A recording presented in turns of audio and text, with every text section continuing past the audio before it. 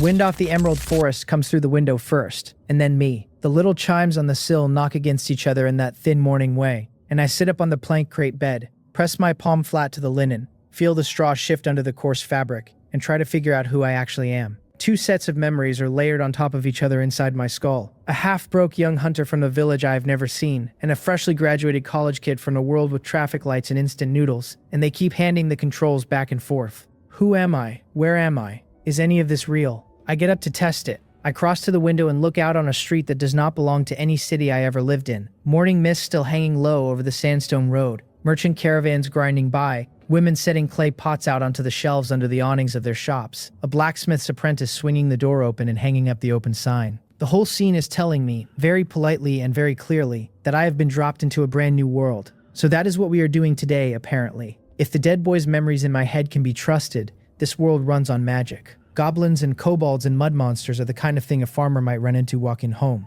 Dragons and devils are real enough to ruin entire kingdoms. There are professionals, what people here call character classes, men and women who have learned to channel magic and combat skills, mages and warlocks and warriors and druids and rangers. None of this is bard stories. All of it is the local weather. My heart, which was already a little dim, picks up speed. Ordinary people do not just walk into a class in this world, but I did not arrive empty-handed. My golden finger came with me. A book that only exists inside my mind, and the words on its title page are the Adventurer's Handbook. I focus on it the way you focus on a memory, and 3 sections unfold themselves. The attribute panel, the monster compendium, and the map. The fact that this thing exists at all settles something in my chest that has been rattling since I woke up. The attribute panel shows my name, Gauss. Strength 5, the line that covers physical strength and carrying capacity and explosive output. Agility 5, flexibility and dynamic coordination. Constitution 5, stamina and metabolism and how well a body knits itself back together. Intelligence 6, memory and thinking and mental power. Perception 5, senses and intuition and judgment. Charm 5, temperament and bearing. Skills, none. Average across the board except for 1 extra point in intelligence, probably a parting gift from the transmigration itself. I am, in other words, a perfectly forgettable human being with a slightly better than average brain. Comforting. I turn the page in my head to the monster compendium. It splits along threat tiers: ordinary, dangerous, elite, extraordinary, legendary, and a sealed tier at the end that just shows 2 question marks. The only section I can actually browse is ordinary, and even there every icon is faint, and tapping one only pulls up a message telling me the target has not yet been killed, so the corresponding entry cannot light up. A second prompt notes that the compendium tracks both single species totals and total monsters killed, and that each milestone hands out a reward. The path forward is, in fact, generous of it, not subtle. Kill things, fill the book, collect the prizes. The last tab is the map. I think at it, and a layout drops into my mind, the simplified icon of a stone house at the dead center, my own location. A line of text invites me to name the building, and I murmur Sophia's Inn inside my head, and the icon labels itself. Almost nothing else has been lit up, just the strip of street outside my door, and everything beyond is shrouded in fog. The handbook treats exploration the way any sensible game would. You walk it, you see it. I have not even left my room. I close the book in my head, pack my belongings, and head downstairs to start the day on the only thing my budget allows: breakfast. The first floor is dining area and front desk in one room. A handful of round wooden tables, all of them empty at this hour. I greet Sophia and ask her for breakfast, and add the thank you because my previous life trained me into manners that have not yet died. Sophia's Inn is, by map definition, an inn, but in practice it is closer to one of those converted youth hostels I used to know. Somebody's old house turned into beds for the people without fixed addresses, the freelancers and the wanderers. A single room runs 2 copper coins a day, or 30 copper coins on the monthly discount, which is cheap by tavern standards. Breakfast is 1 copper coin a serving, lunch and dinner 2 each, which gets you fed, not fed well. Black bread, homemade pickles, wild vegetable soup, stewed beans, oatmeal. Meat, obviously, is somebody else's life. A middle-aged blonde woman comes out from behind the counter and answers me cheerfully, calling me Little Gauss, asking if I overslept. I tell her honestly that I could not sleep last night, that my catch has been thinning out, while I drop into a chair at one of the empty tables. She tells me I still need to rest. She brings out a tray a few minutes later with today's breakfast. Black bread already sliced and looking very hard. A bowl of stewed vegetable soup steaming next to it. Once she has gone back into the kitchen, I pick up a slice and tap it against the wooden plate, and the sound it makes is the sound of 2 pieces of wood meeting. I hold the thing up to the light. There are actual splinters in it. Forget it. We do this the way the dead boy did it. I drop the slab into the soup, wait for the heat to soften it, scoop a spoonful, and put it in my mouth. The texture going down my throat is sticky and faintly nauseating, the kind of food that scratches on its way through, and even braced for it I am a little wounded. My previous life was overstocked supermarkets and 3 actual meals a day, even on a regular salary, and this is the cheapest possible sustenance for the lower class of a fantasy world. I finish it anyway, numb to the chewing by the end, and when Sophia calls out to be careful on the way I wave and step out into my first real morning on the wrong side of the universe. The sun has climbed to the peaks of the distant mountains. The first light spills across the gray stone rooftops of Grey Rock Town, and the frontier town wakes up properly against the edge of the Emerald Forest. Merchants haul goods along the streets. Small groups of what look like adventurers stride through, and most of the rest are freelancers like the kid I am wearing. The original Gauss was a half-broke hunter, dagger and traps and a circuit through the outermost edge of the forest, picking wild rabbits and pheasants for 20 copper coins a head when he was lucky, because meat is expensive to a commoner here. Some days he caught 3 rabbits and earned 50 to 60 copper coins. Some weeks he caught nothing at all, 4 or 5 days strung together, and only the side gleanings, wild vegetables, and fruit and medicinal herbs on the way out of the forest kept him from coming home empty-handed. Add the odd job hauling village produce to a town stall, and the kid made a living. Not a good one. He had been out on his own for a year, and on inherited trapcraft and stubborn thrift he had managed to put away 3 silver coins and 65 copper coins. The plan was a house in Grey Rock Town, the cheapest of which start at 90 silver coins, before the property taxes set in and keep on bleeding you forever. By the dead boy's own math, he was roughly 30 years of grinding away from his front door. Sorry, kid. The money you broke your back saving for a house is the money I am about to spend killing my first monster. I am not hunting today. I am going to put a goblin in the ground and turn the lights on inside the monster compendium and see what comes out the other end. Climbing out of the freelancer cellar starts with the adventurer's handbook and nothing else. I leave with the determination of a man who is about to do something stupid, and within an hour of wandering Grey Rock Town I realize the stupid is going to be harder than I thought. The ideal target for a 5-stat ordinary person would be a low-tier monster. Alone.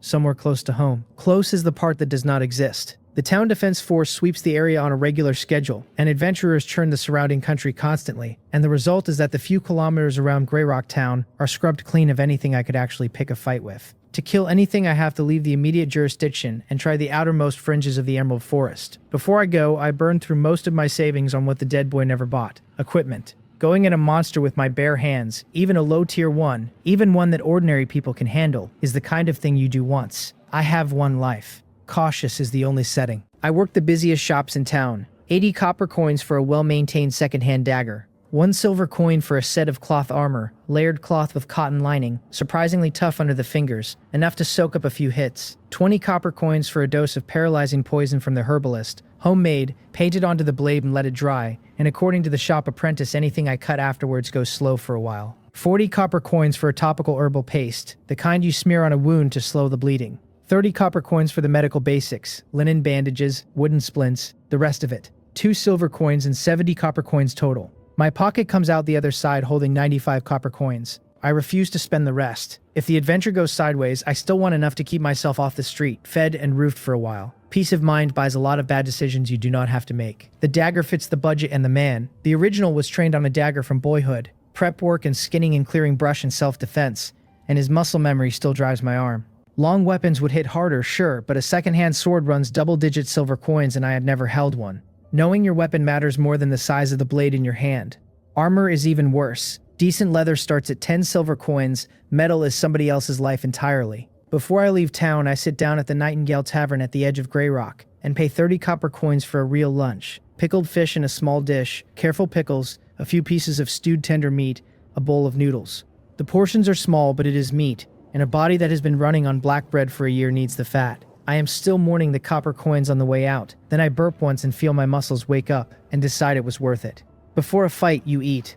The body is the engine. Stretching, I pull the cloth armor on over my shirt, sling the supply satchel across my body, tuck the cloth-wrapped dagger into my belt, and walk out the town gate. The country outside Grey Rock Town opens up huge, hard, dry yellow road under my boots, an endless wilderness on either side, blue sky over the top. For town safety, the woods near Grey Rock were leveled years ago and replaced with farmland and grassland with clean sightlines, partly so the guard can spot anomalies coming out of the Emerald Forest, and partly because dense forest favors monsters and disfavors humans in a fight. Trade is fair, the trees lose. I am not the only one walking. Lone hunters trudge along, low-level adventurer teams of 3 or 4, and once or twice I see a real professional. You do not need to be told. The full-plate armor, the wealth coming off it, the sheer ease of carrying that weight at speed, the aura that pushes strangers back without a word. I look down at my own thin frame, the disheveled cloth armor, the wrapped-up dagger, and the equipment I spent most of my savings on. Suddenly looks like a joke. If I had to fight one of them, I would come apart in a single punch. I can picture it. I charge, dagger hacking off the rock plate armor without leaving a scratch,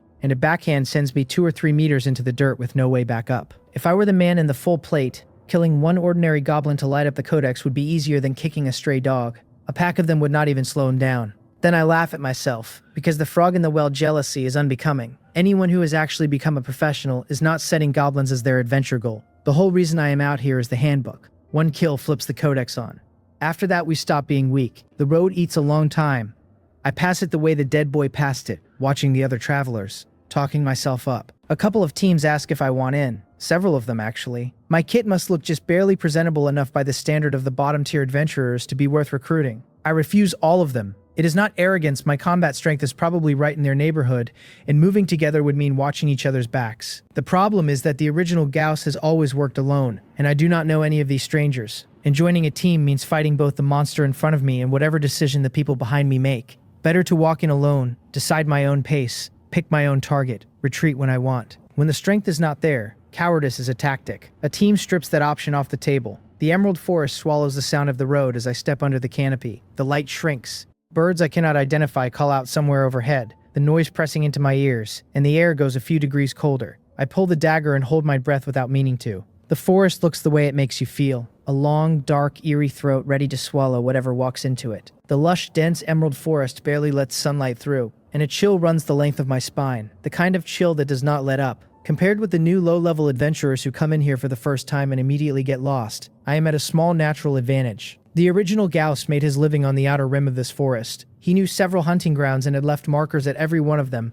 the kind of trail signs you carve into oak bark to find your way back. On top of that, the Adventurer's Handbook lights up any ground my feet have already crossed. So the first and quietest killer of new adventurers, the simple fact of getting lost in an infinite tangle of identical trees, is not going to take me out today. The original used to find human skeletons sometimes on his rounds. Gear stripped, clothes gone, scavenged by the monsters who actually live here. If it were not for those monsters, scavenging the dead adventurers alone could have bought him a house. I move at a steady pace, leaning on the original's memory and the carved markers on the oak trunks, until I reach a quiet hunting ground I picked specifically for what was around it. There are goblins in the area. Not too many. I am here on purpose. About a month back, the kid had not caught anything for days, so he opened this ground up, set traps, made a small living off it. Then, one early morning, the sky just turning gray and the forest fog still thick, he came out to check his traps and found blood on the ground where the prey had been taken before he got there. Someone had beaten him to the catch. Goblin. He sized the prints fast. Child-sized footprints. No shoes. Very fresh because rain the previous day had pressed them into the soil.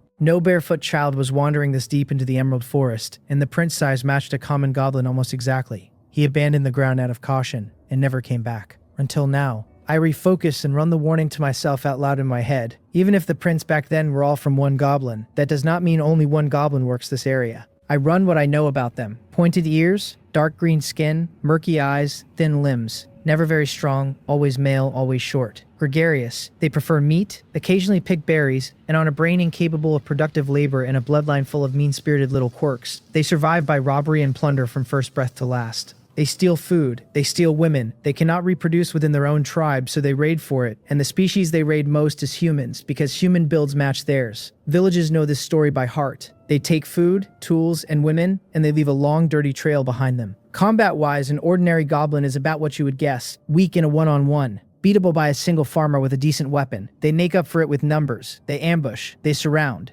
If their numbers grow, they grow teeth, and a village can get eaten. They breed like rats, multiple young to a litter, near total survival rate, a year from squealing infant to sexually mature adult, and once mature they go right back to raiding for the next round. The only good ending for the species is the species being extinct. Goblin, you are my first target. Either the dead boy nor the version of me that grew up with a normal modern education feels anything resembling sympathy for a creature like this. Pep talk done. Guard back up. The goblins in memory are weak, but I have never killed one in person, and practice makes the perfect knife. Life is singular, mine and the goblins both, and anything alive fights to keep being alive on instinct. This is real. Not a game, not an adventure. I take a breath. I untie the satchel and bury it under a tree with a thick mat of fallen leaves, easy to find again, hidden from a passing eye. The dagger is already painted in the paralyzing poison. I picked a window seat for lunch on purpose, in direct sun, to let the herbal coat dry and harden onto the metal. and now the silver-white blade has an eerie green sheen to it. I am not expecting much out of cheap poison. 20 copper coins of slow is 20 copper coins of slow, not an instant freeze.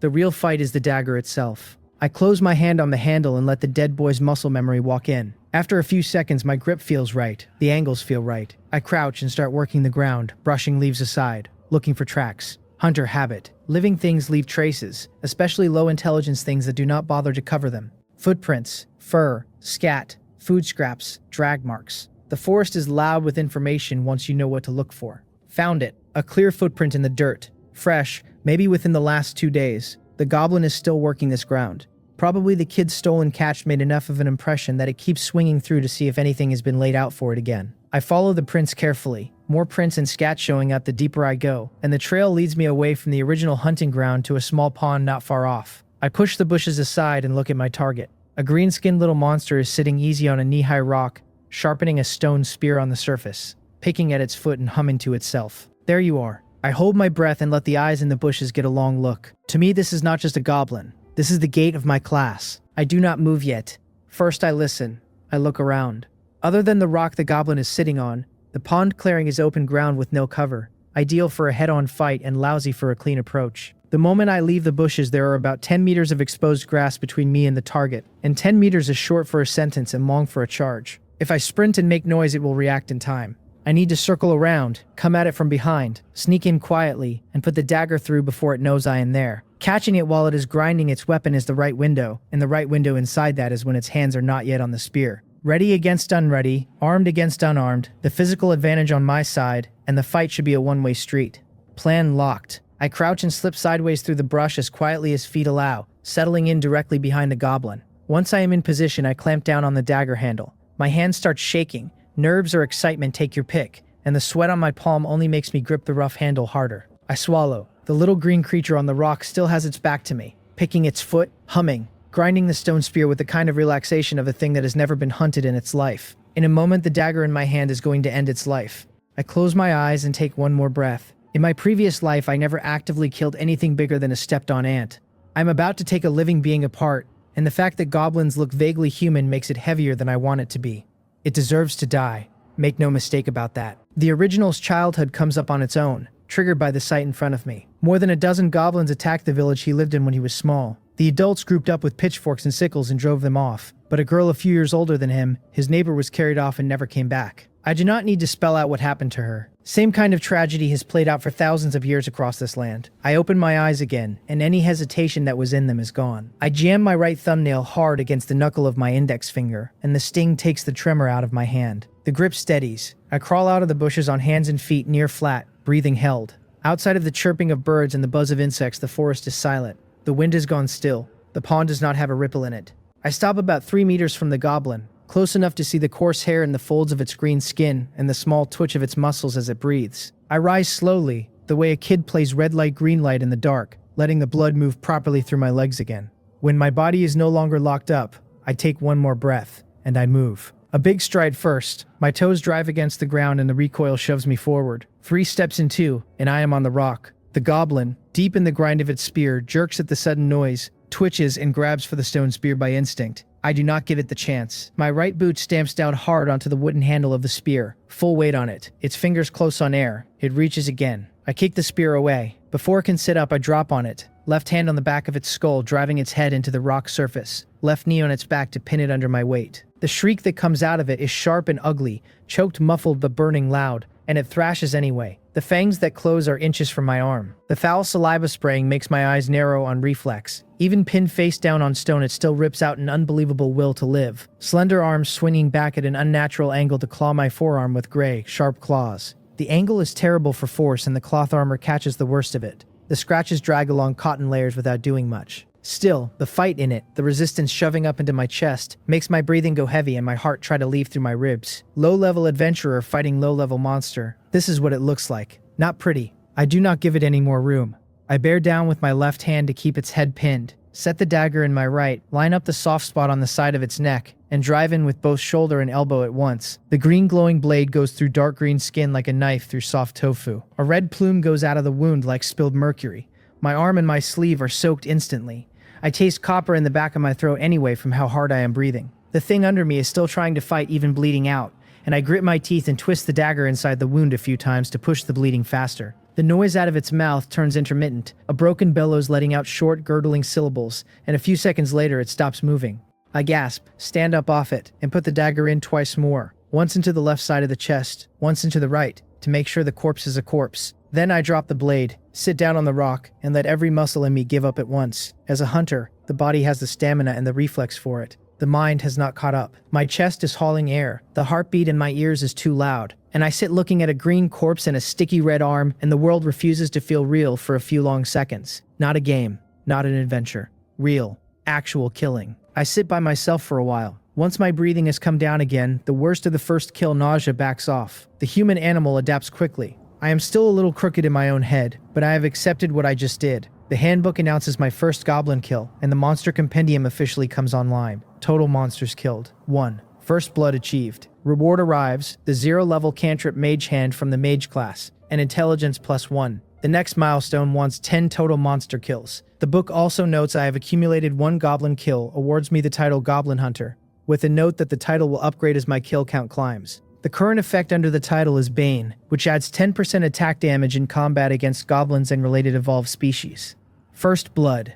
Now we are talking. The moment I focus on the handbook properly, several notifications stack up at once, and a strange power surges through my whole body, comes flowing back, and converges in my skull. A warm current rolls through me, brain and spinal cord and limbs all at once, like sinking into a hot spring, like 100 invisible small hands kneading every part of me, and the comfort of it is so dense, I almost lose myself. My head buzzes. When I open my eyes, the world has stripped a veil off it. Sharper, brighter, every edge clarified. Something new prints itself into my consciousness. The shape of a spell called Mage Hand. The fight I just walked out of. The muscle ache and the rattle of nerves drains out of me like the cleanse handed me a fresh body. I check the panel. My strength is still 5. My agility 5. My constitution 5. My perception 5. My charm 5. My intelligence has gone from 6 to 7. Under skills, a single line, 0-level cantrip mage hand at level 1, proficiency 1 out of 10. The most immediate gift of 7 intelligence is memory. The original Gauss's memories, which I have been pulling up scrap by scrap most of the day,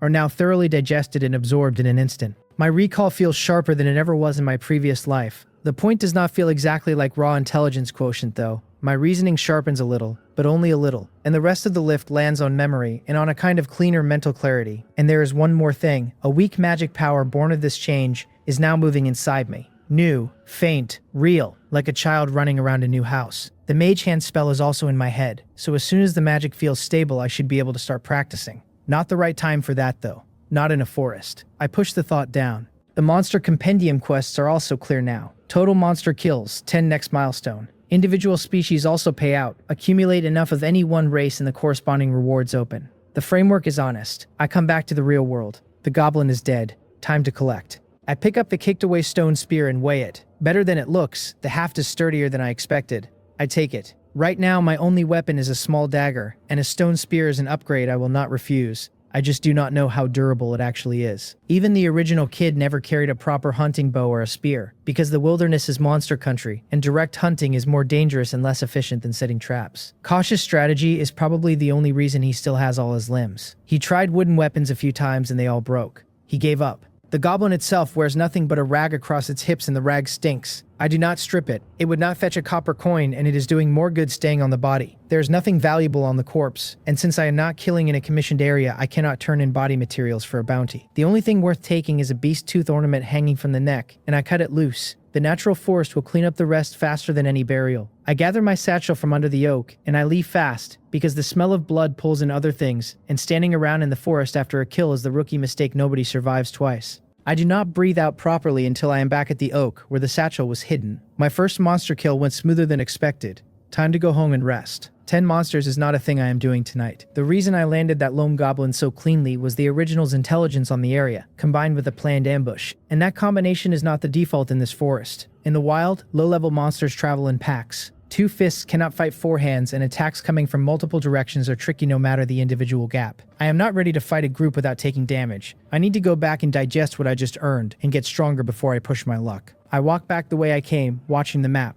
Coming out of the trees and onto the main road I see people again, which is its own small relief. From there I take the same path I came in on. By the time I reach the Grey Rock Town checkpoint, dusk has nearly arrived. The setting sun hangs above the distant peaks. The last of the daylight spills across the graystone rooftops, and the unadorned town goes briefly golden. Most of my day was travel. Actual combat was a short window. After the guard checks me through and I am inside the wall, I decide, firmly, that I have to get a mount, or every job is going to spend me on the road before it spends me in the fight.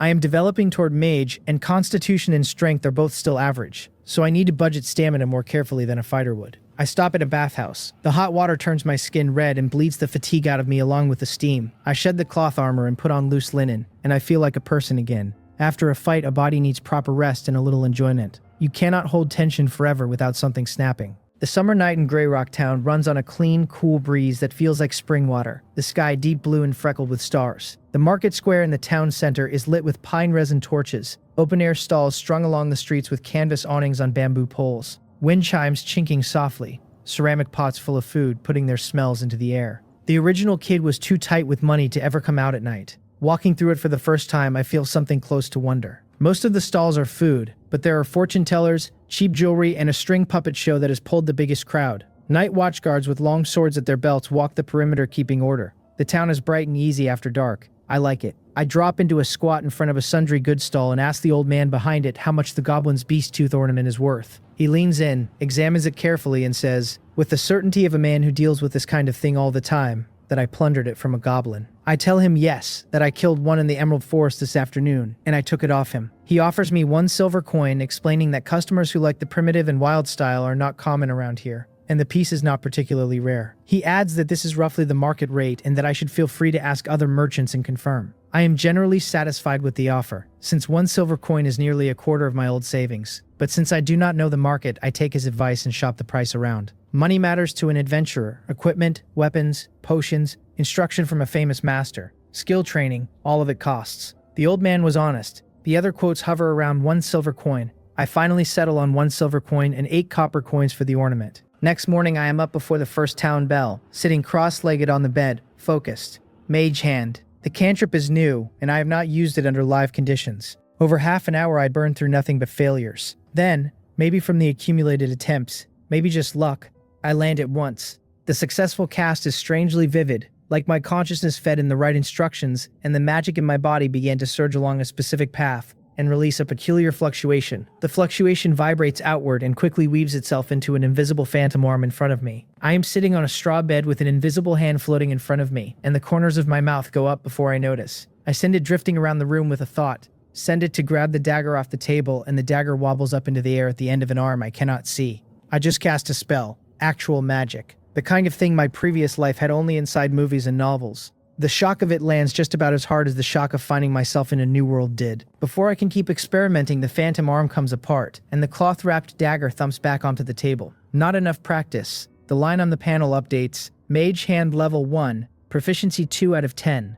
The proficiency tick alone is enough to make me sit down and keep going. I do not leave my room all morning. Most of the attempts still fail. Of course they do. If I could cast on every try, I would not need to sit here all morning. My freshly awakened magic power does not have the legs for sustained casting yet, even though a 0-level cantrip is the cheapest thing on the board. The practice does pay off, possibly with the bonus from 7 intelligence. By the time my magic is nearly tapped out, around noon, I can cast Mage Hand pretty smoothly. Half a day from no foundation to a working spell with no other professional to reference is, I think, fast or slow. I have no idea, but I am satisfied either way. I pull on my boots, my stomach growls on cue, and I go down for lunch. Sophia, wiping a table, looks up when she hears the stairs and her face does a small surprise. The person coming down is thin, black-haired, green-eyed, and apparently looks more energetic than usual today. Eyes bright. She cannot pinpoint what is different. She also notes that this is the first time she has ever seen me at noon, since the original always left before dawn. She does not pry. I ask her if I can have lunch, then change my mind and ask for a double portion. The food is not really what I am after, but my pockets are empty and I have to make do. I am genuinely hungry. The body has started using energy to refill the magic I just spent. She tells me the lunch is nearly sold out and offers to bring me the rest, the extra on the house. I thank her and she waves it off. Today's lunch is oatmeal, stewed beans, and pickled beetroot. And after yesterday's brick of sawdust black bread, the comparison flatters this one wildly. The beetroot has been cold pickled in a sour sauce, fruity and crisp. Several days slide by. I work Mage Hand near town and drill with the dagger every time my magic runs out. The proficiency climbs faster with regular reps. The The panel reads Mage Hand Level 2, 10 out of 20. The level jumped to 2 on the first day, but after the bump the proficiency climbs slower for the same mechanical grind. Maybe it needs live combat to climb properly from here. I walk back toward town with Mage Hand carrying my parcel beside me like a floating shopping bag. At level 2 I can control it fluently. The magic in my body has also grown. Where it used to be a few thin strands, it can now be twisted into a small rope. Though even that description is wrong, because magic is not a tangible fluid. It is closer to an intangible, formless presence. Beyond the magic stored in my body, the world itself is steeped in magical energy, sitting in every corner of it like ley lines. Casting a spell the way it feels from inside is reshaping that ambient magical energy through my own magic power, and the spell's engraved on my will, and manifesting an effect in a specific area in a specific way. The size of the effect depends on the quality and quantity of my magic, and on the spell itself. Mage Hand is cheap. The cantrip costs little of my own magic. Casting range is about 10 meters around me. Past that, the spell drops. It is not really a combat spell, more an auxiliary tool, opening a door from the inside without a key, lifting things at a distance. In a fight, I have already worked out a few uses for the roughly 10-pound force I can put on it. Disrupt the enemy at the wrong moment with a shove to break their guard while I attack. Or before the fight, lift the dagger above the enemy and drop it with gravity behind it. The drop trick is only useful when the enemy has no idea I am there, but disruption beats the dagger does not. A small invisible hand on an ankle, a shove or a pull at the right beat, even at a low force, can be lethal if the timing is right. Combat is not just trading and parrying. The result lands in a single instant. The Adventurers Guild of Grey Rock Town is a 3-story stone building, painted bright red at the dead end of the main road, across from the square. The banner over the porch shows a sword, a shield, and a staff snapping in the wind, and adventurers go in and out under it constantly. The kid I am wearing has lived in Grey Rock Town for over a year, and never once walked in. The most he ever did was sneak a glance through the door as he passed. The reason was not a guild rule, it was inferiority. He felt only powerful adventurers and professionals belonged in there, and that wandering in would invite stares and questions. Under the look of 2 guards in elite light armor at the door, I walk in like any other adventurer. The first floor is a public hall, similar to the service halls of public institutions in my previous life. The crowd is dense, adventurers in armor and various weapons standing in small groups talking. One says the last time he fought a gnoll his sword got dulled, and the reward did not cover the repair. One says even creatures like goblins look weak, but more than 3 of them is a totally different story, be careful. I scan the hall. Half-orcs, gnomes, dwarves, all of them mixed in, though most of the crowd is still human. An inquiry counter wraps the back of the room in a half-circle with several receptionists behind it, and the walls around it are covered in posted quests. One slip offers 3 silver coins per 5 slime cores from the monster slime, long-term. Another posts 50 copper coins per stalk of bloodtooth fern, with the plant required intact.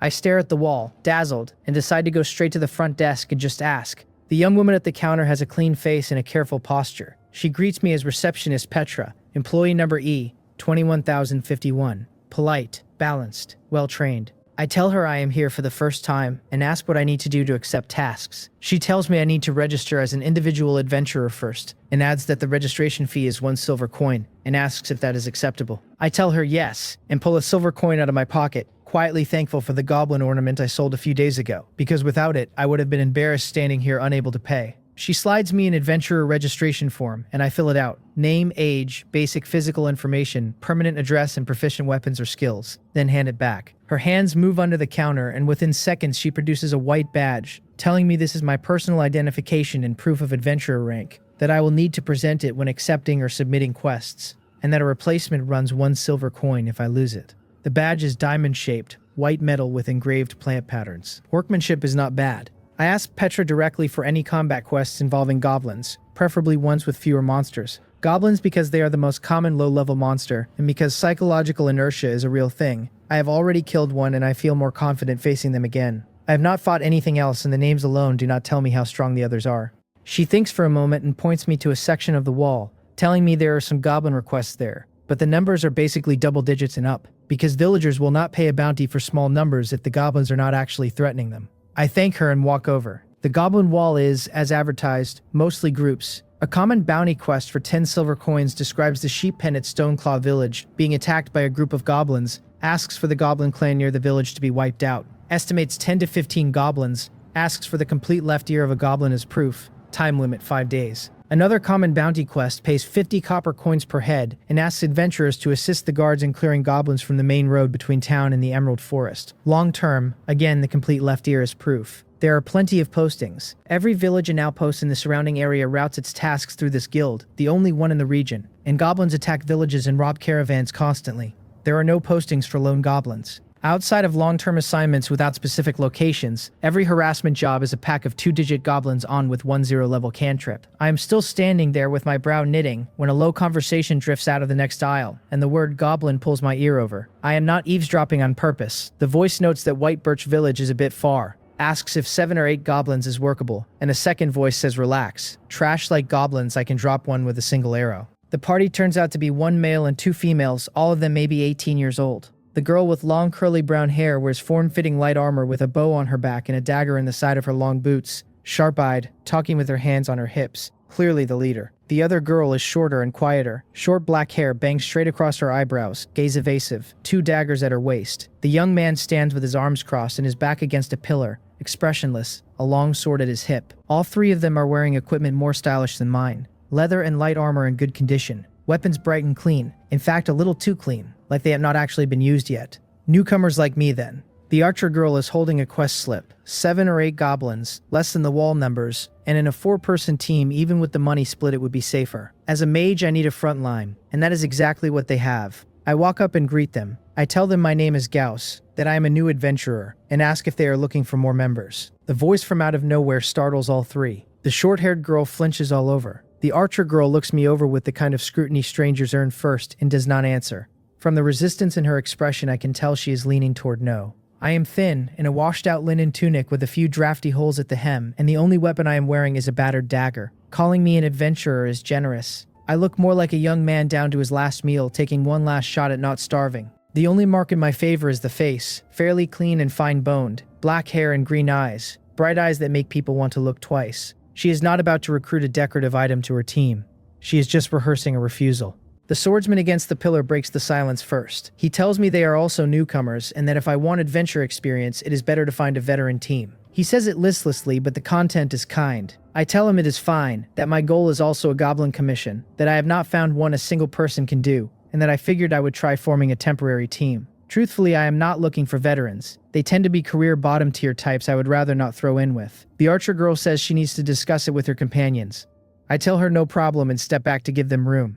I was never going to push it. I came in with a try it attitude, and if she says no, I just go look for something else. Then she stops me as if she has remembered something, and asks if my main weapon is a dagger, or if I have other specialties. The question is also a setup. She is mentally rehearsing the line that says, their team already has a dagger user, and they politely cannot fit me. I tell her, for melee I use a dagger, and as for specialties, I used to be a hunter so I do not get lost in the wild, and I just learned a spell. A spell. All 3 look over at me in unison. The look in their eyes is the look of people who have just heard a category mistake. The archer girl asks if I am a mage. I tell her I do not know if it counts, but I have indeed mastered a spell. I am not going to hide it. I have already asked to team up, so being cagey is a waste of energy. Words are unconvincing on their own, so I activate Mage Hand. The air twists faintly, and an invisible phantom hand coalesces under the shape of my magic, and I hold out the dagger, and the mage hand grabs the hilt and swings it twice at empty air. The archer girl watches the dagger floating and slashing nothing, and her eyes light up. She steps in closer and asks what spell that is. I tell her Mage Hand. The effect is to coalesce into an invisible hand, and I leave it there for now. Brief, because I do not know whether they are going to let me join. If I lay everything out and then get cut, I will have wasted my breath. She nods repeatedly, eyes still bright, and tells me she likes the sound of it. She is clearly passionate about magic. She tells me they will discuss, asks me to wait, and pulls her companions into a corner. They do not go far enough to hide. Their voices reach me anyway. One asks whether they should form a team with this stranger. Another points out that this is a mage. A third says with a mage and a temporary team it is safer. The first mission is 7 or 8 goblins. Better cautious. The meeting is brief. They come back. The archer girl tells me her companions have no objections, welcomes me to the team, and hopes we cooperate happily on the upcoming commission. She holds out her hand. I shake it and tell her please take care of me, and ask for their names. She tells me she is Haley, that her specialty is bow and arrow, that she provides ranged support for the team, and with a small pause, that she can also cook. The short-haired girl tells me she is Mia and uses a dagger. The swordsman gives me Bell, longsword. Haley is the most enthusiastic now that she knows I am a mage. Mia is the shy one. Bell is the listless one. The personalities are different, and none of them feel like bad people. I ask if they are locals. Haley confirms they are all from Barry, friends since childhood. I have been in Grey Rock Town over a year, and have never seen them around before. That first day, Haley treats the team. She takes us to a tavern for a celebratory meal. The three of them turn out to be from comfortable families, not nobles, but never worried about food or clothes. Roasted meat, ale, salted sturgeon, venison sausage. I eat the most extravagant meal I have had since arriving in this world. Big roasted slabs sizzling with oil drizzled in the shop's secret sauce. The moment my teeth go in, the juice meets the savory salt of the sauce, and both detonate on my tongue. The sliced venison sausage is rich, almost beef-like, with an inexplicable smoky, fruity finish underneath. The chefs of this world know what they are doing, especially next to the black bread, oatmeal, and pickles I have been living on. The bill, on the other hand, makes me click my tongue silently. 3 silver coins and 40 copper coins. A single meal eats my entire net worth. I open my mouth to suggest going Dutch, then close it again because between the registration fee and the meal, I literally cannot afford the split. Embarrassment shows on my face. Belle leans in quietly and tells me not to be polite with Haley. Her family is in trade. They have money. I nod. The wealth gap in this world is not subtle either. The original kid, when he left home as a teenager, was carrying 30 copper coins, a change of clothes, and 1 pound of black bread, and over a year of grinding away he had banked over 3 silver coins, the price of a single dinner. I shake my head. Awareness, not discouragement. The future still belongs to me. Empty pockets are temporary. Once I have money, I will treat them back. I rub the wrinkled coin pouch on my belt and follow them out of the tavern. The next morning we are on a merchant caravan, leaning against mailbags and packages in the back of the wagon, the distant hillside sliding away behind us. Belle and Mia rest inside. Haley is in high spirits, sitting on the edge of the wagon with her legs dangling, swaying with the bumps, watching the wilderness go by. The sky today is clear, blue as transparent sapphire, sunlight cutting through thin clouds and fine golden threads, the light green mountains in the distance softened by haze, the wilderness breeze fresh with grass and trees and forest dew. After registering at the guild, the 4 of us spent a short afternoon getting to know each other and left the next morning for White Birch Village. The walk would take 2 days. I suggested finding a merchant caravan going part of the way and walking the rest. They liked the idea. We found one quickly. Half a wagon in exchange for a team of well-equipped adventurers to ride along was a good trade for the merchants. Haley gets tired of the scenery and turns toward me and starts a conversation. Yesterday's dinner and the afternoon of acclimatization let each of us learn a little about how the others fight, and we are slightly more comfortable around each other. She says, with a small laugh, that she really did not expect me to be a preparatory mage. I apologize for shattering her image of mages. She tells me it is not that exaggerated. The mages she knows have all been wealthy. I am just a bit different. She adds that she actually wanted to become a mage as a kid, but did not seem to have the talent. The chatter rolls on while the caravan carries us across grassland, through woods, around mountains, over rivers, and finally drops us at the agreed point. The trip was safe. No monster ambushes, no surprises. I sigh in relief and also feel a small odd pang of regret. We part with the caravan there. The driver tells us White Birch Village is about an hour's walk down the country road. Follow it to the end, turn left at the fork. The second village in is White Birch. Haley thanks the manager. He waves us off and warns that goblins are small monsters, but never to let our guard down. We watch the caravan dwindle and vanish, and the landscape feels suddenly empty. We push on without resting, and reach the village as the last of the sunlight dies. On either side of the dirt road, deep trees and the dusk wind blows cold past our necks. Haley, who had been excited about this job all day, has gone quiet. The 4 of us proceed carefully. At the fork in the road, a crooked wooden sign reads White Birch Village. Before we even step inside, we hear commotion from the central square, and underneath the commotion, the sound of crying. My heart sinks. Whatever happened in there is connected to our mission, and the connection is not the good kind. Inside the village, a bonfire is throwing dim light over the square. Men with their arms raised yelling that the village must gather its forces now and rescue Jenny and Aisha.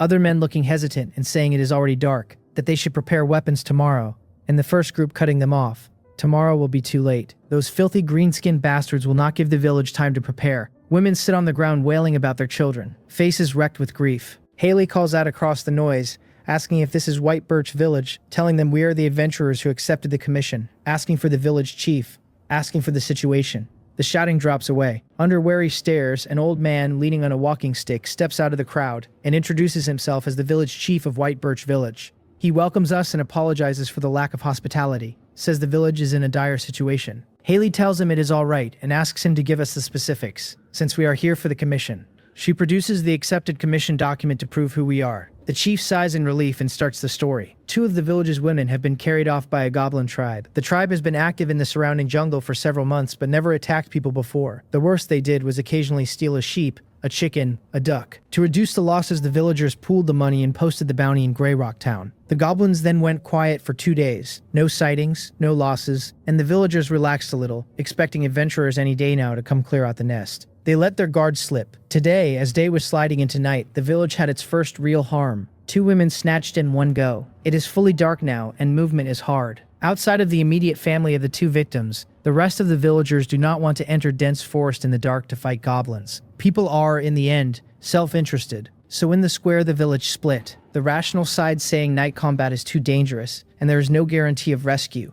The family side saying that tomorrow is too late, and the 2 were taken not long ago and everything is still salvageable. That the goblins are only child-sized, and if everyone pulls together, they can bring the women back. Both sides are right. The chief could not decide. Then the 4 of us walked in. He does not say it, but he has already pinned his hope on us. From his angle, except for the black-haired one of us, we are dressed in solid gear, and our combat power is something the villagers do not have. The chief and the villagers look at us. Haley bows slightly, asks for a moment to discuss, pulls the rest of us aside. The square goes briefly silent, and the silence pulses under the surface, everyone waiting on us. A nondescript new adventurer team in town carries the village's hope now. From the corner of my eye, I see the silent villagers, and the pressure begins to climb up my back. Real adventure is full of surprises. I came in here expecting a normal clearing run. Reach the village, rest, scout tomorrow, gather intelligence, plan, kill the goblins, finish the job. The orderly plan has hit a snag at the first step. Belle asks if we are starting tonight. The plan on the wagon was overnight at the village and operate tomorrow. The new situation is reccaped. Haley sighs, says 2 villagers have been taken. If we do not rescue them tonight, it will be too late. But night raises the risk of fighting goblins enormously. Her fingers twist through her hair. I add that we have not reconnoitered yet.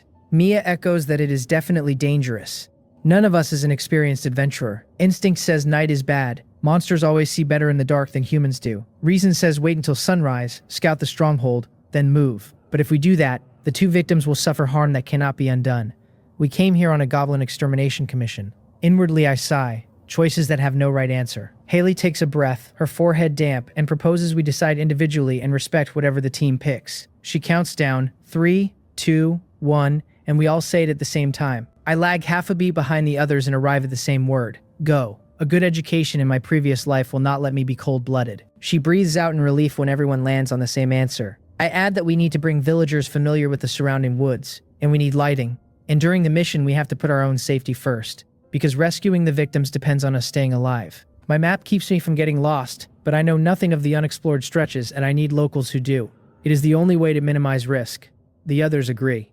We inform the villagers. They pour out thanks. Please save Jenny and Aisha. The relatives of the missing women volunteer immediately. 4 men, the most active voices for rescue in the square, ready to march on the nest themselves if we had not come. To save time, they pull their gear together fast, lift their torches, and we go. The villagers know the general location of the nest. 2 of them walk at the front holding torches in one hand and pitchforks in the other. Fast steps, grim faces. They are the fathers of Jenny and Aisha. Behind them, the 4 of us walk and talk through the plan. Haley lays it out. Belle and Mia hold the front line and engage head-on. She pours arrows from the flank. I pin goblins with magic to open kill windows for the swords, and I switch to my dagger to support if it tightens up. Belle and Mia agree even though it puts them in the heaviest risk position. I agree too. We practiced all yesterday afternoon, and while I do not know how much of training survives contact with monsters, the 3 of them are surprisingly capable. All of them have mastered a prerequisite skill for professionals and use it proficiently. Mia's skill is thrust, a forward lunge with her dual blades that lets her chain strikes on the enemy ahead.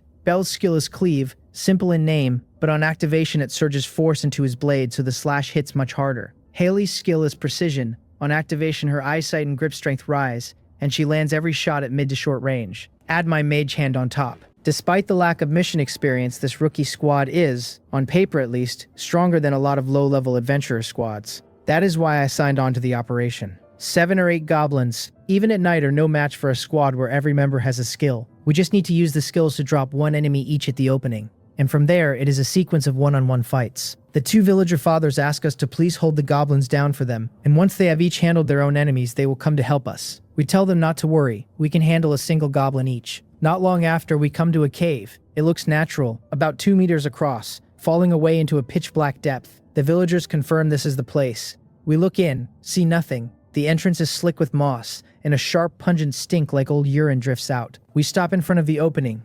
I wave to the others to get their attention, planning to tell them I will use Mage Hand to push the spell's roughly 10-meter range into the cave for a quick scout. A sharp shriek goes up beside me, startling me at the worst possible second. I turn toward the noise, see the source, and curse internally. A sharp-eared, green-skinned creature is crawling out of the bushes on my left, shrieking to warn the cave. A scout. They had a scout outside. My heart goes off. Time slows down on cue, my thoughts go crystalline, like I have stepped into bullet time. I grip the dagger, sidestep, and swing the blade precisely toward the little green-skinned creature's throat. The goblin scout tries to dodge on instinct, and at the same moment an invisible force unleashes from behind it. Mage hand. The ghostly arm shoves it hard from behind. The shove is not strong, but it is enough to break the dodge for one critical moment.